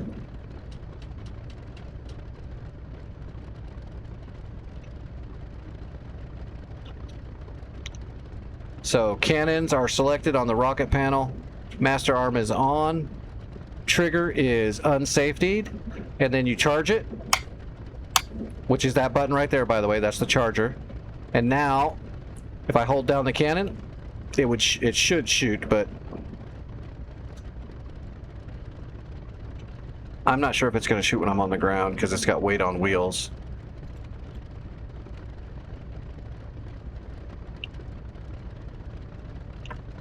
Yeah, I don't think it's going to shoot with weight on wheels. Oh, there we go. Yeah, it'll shoot on weight on wheels. So there's the cannon. And here's the machine gun.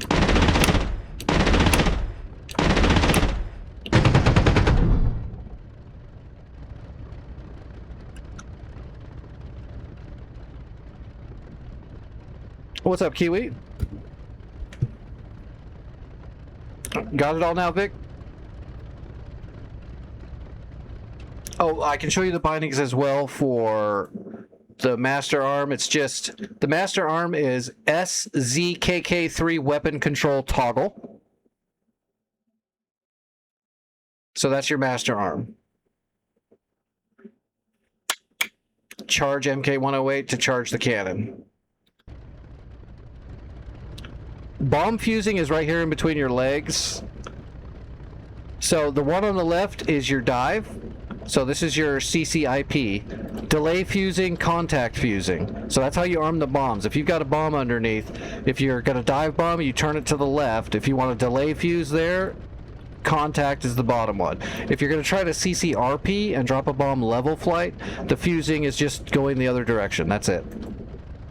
Super simple. And you have to make sure this fuse down here, this one, is in. If you try to use bombs and this is not, because it doesn't like default in, you have to turn that one on.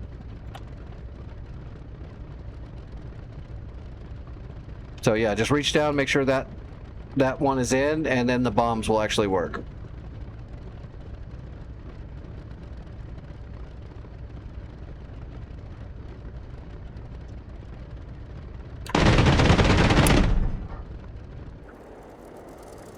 I love that cannon.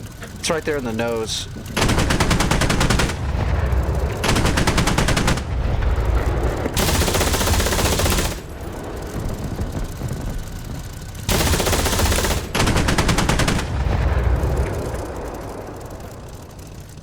Man, the sound in this software is amazing.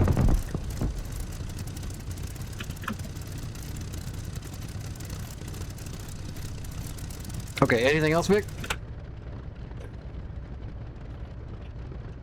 Other things you'd want to have is like get lined up on your sight, and then there's a way to toggle the sight off and on. So when you're not shooting, you can just turn it off, and that'll put your vision right in the middle. And then when you're ready to shoot again, you can just hit your button to bring the sight up and down.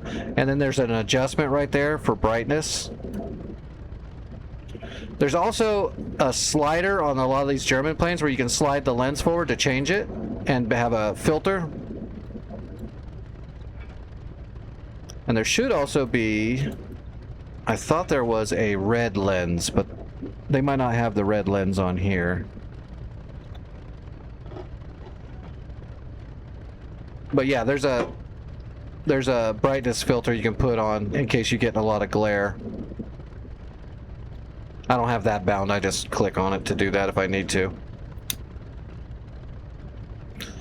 Alright, what do I have left to do here? Oh, I need to do... Oh, the bomb fuse? Sure. It's just this panel right here. Left is dive bombing, so left is CCIP, right is CCRP. And it's just the top is delay and the bottom is impact. So delay fusing, impact fusing. The delay is still very small, so you're not like gonna... You still don't want to dive too close with delay on. You'll still get blown up. So the delay just gives you a couple extra split seconds. You can see also when it's armed, the red light will come on. So if you turn this on and the red light doesn't turn on, it's because your fuse is popped. You need to make sure you're ready to go.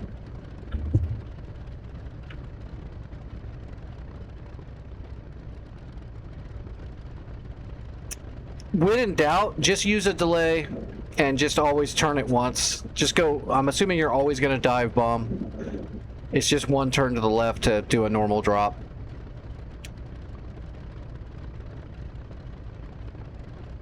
Yeah, and special you can turn it over to English.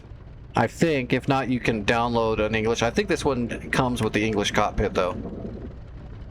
Then of course there's your governor. You'll want to bind the governor. That's very important. Because when you take off, you turn the governor off so you can manually adjust your prop position, which is this right here. That way you can put it at 12 o'clock. That flattens out the blades.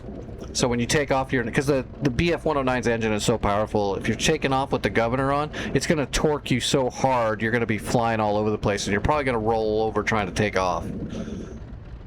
So you turn the governor off, and manually put your prop angle to 12 o'clock, and then as soon as you take off and you're stable in the air and the gear's up, then just turn the governor on. If you don't turn your governor on, you're going to burn the engine up in about 5 minutes, maybe less. Depends on how hard you're running it. But you'll wrap it out. So once you get in the air, turn the governor on.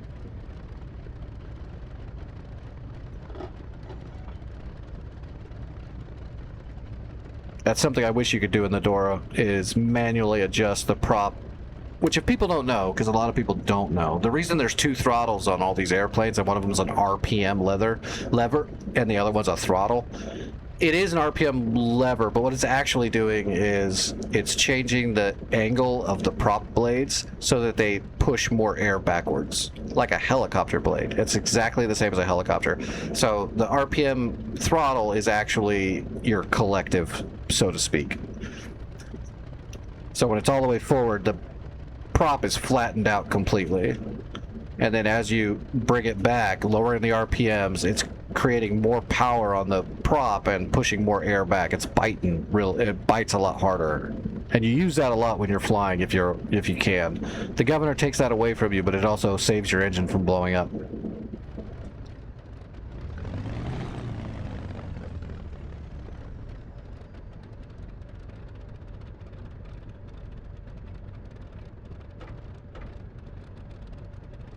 Oh, did I bind the 109? I don't think I've bound the 109. Oh, the gear's bound? Nope, I haven't. The bailout's not bound yet. There we go. I had to do this anyway. I wonder if I could take off the 109. Probably, I don't know. The 109's really hard. I'm still pretty rusty. Or I'm not very good with this thing.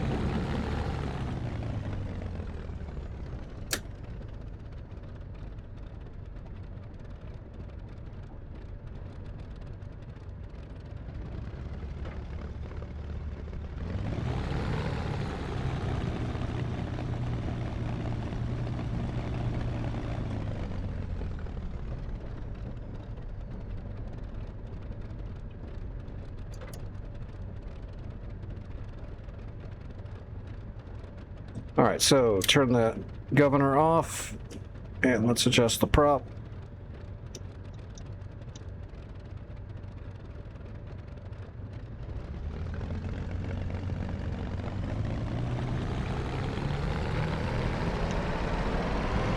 There's no trim or rudder trim or anything on these German planes, so they're a different beast altogether.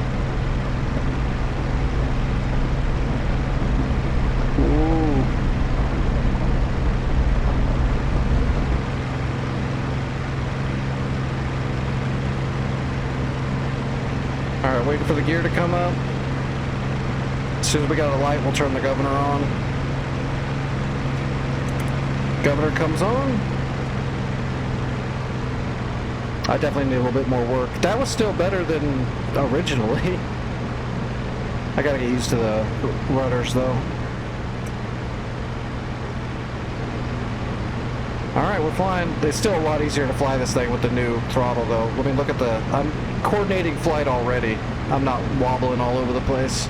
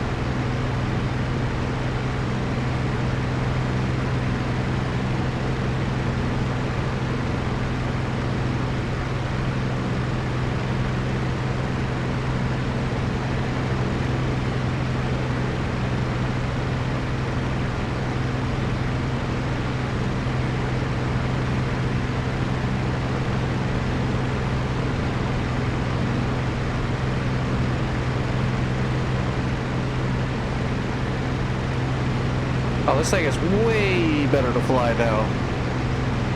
This isn't even hurting my arm as much because I don't have to hold so much stick pressure because I can control it with the rudder now, like I should be able to. Before I had to manhandle it with the ailerons because I couldn't hold the rudder just right.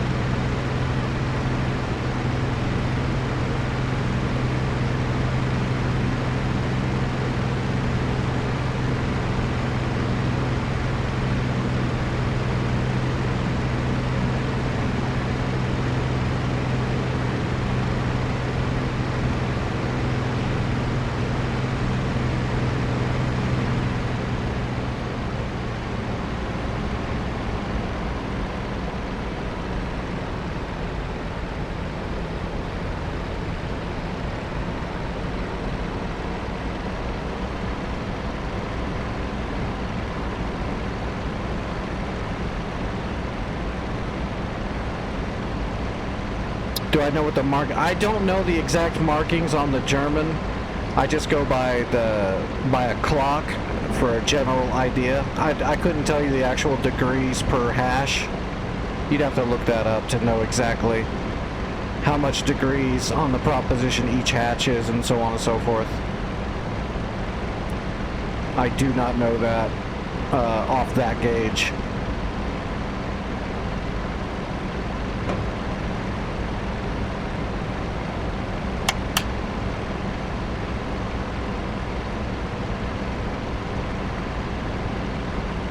What do you mean why they did that? I had a gauge to show you what the prop position was?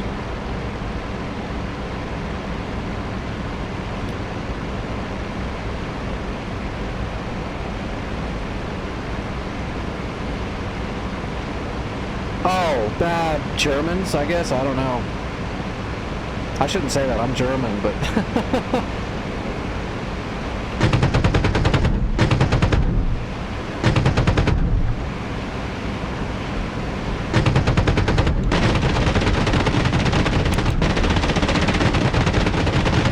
Oh yeah, good strafe.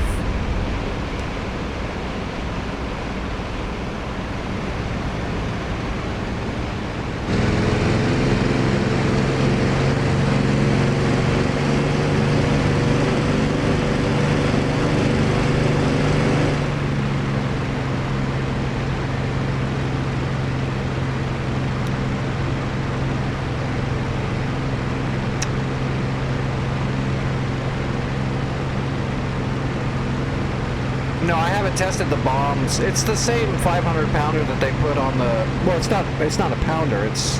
The 500 is a 1,000-pounder. Oh, wow. Yeah, we got them all.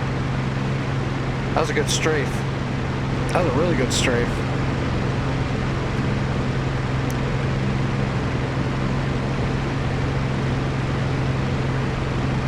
Oh, yeah. Look at that. I'm not even, this is a coordinated tight turn. I'm not even losing, I'm gaining speed. I can get a lot more performance out of all these jets and airplanes now.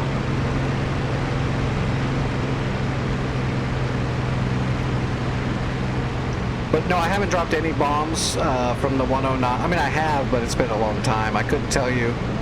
If you get a good direct hit, it's a great bomb. It's a 1,000-pound bomb. It is what it is. If you hit the target, it's great.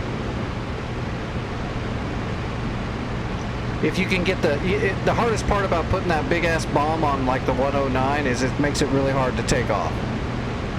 You just got to get, once you're really good at controlling the rudder on takeoff and not over-torquing it so much, you can get up in the air with that bomb, but it's not easy.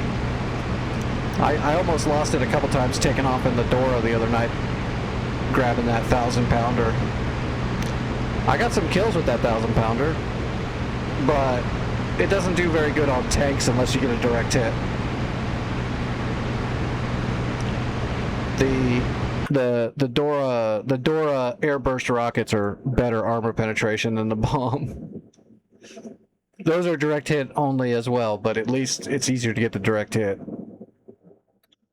All right, is there anything else I need to test? Oh, did I actually do the landing gear button on the Black Shark? I need to double check that. Let me just take off.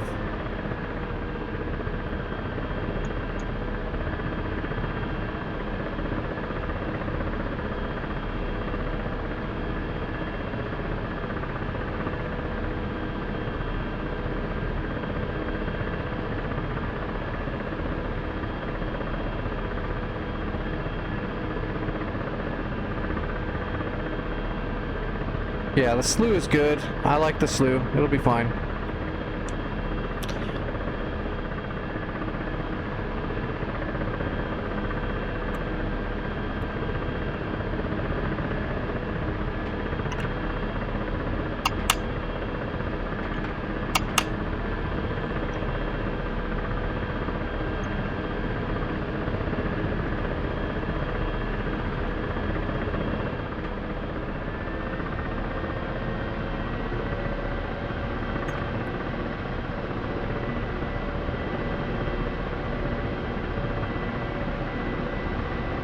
Gear coming up. Okay, we got it. Yeah, we got the bindings.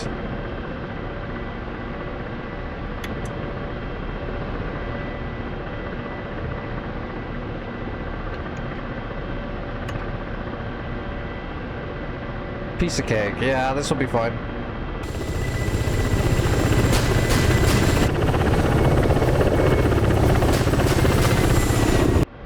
Alright, we don't need to practice the black shark or anything. Alright, is there anything else I didn't bind yet? I guess the C-130. I believe the landing gear might still be unbound.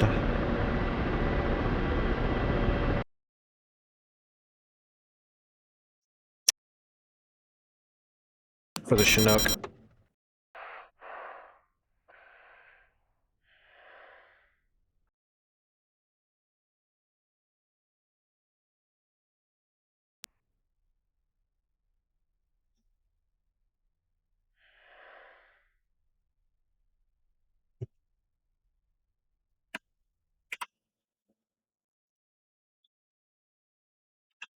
Yeah, we need to bind the landing gear.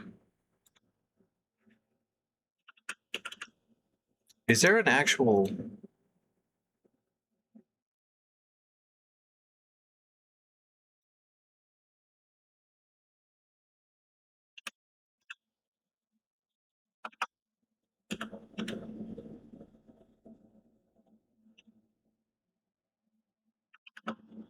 Okay. I think that's all I need for the C-130. Do I have a C-130 in the air, actually? So I can test the rudder? Yeah, I do. Okay, perfect. I want to feel the rudder on this thing. Let's give it a second. Well, it's loaded.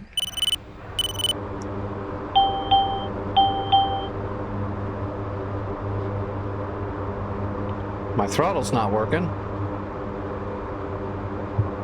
Something's wrong. Autopilot. Whoa. Oh. Autopilot. Of course. Autopilot. Autopilot. Autopilot. Autopilot. Autopilot. Autopilot. Autopilot. Throttle. Throttle. Autopilot. Autopilot. Autopilot. Autopilot. Okay, I got control now. Stupid thing. Autopilot. Oh, maybe not. Autopilot. Autopilot.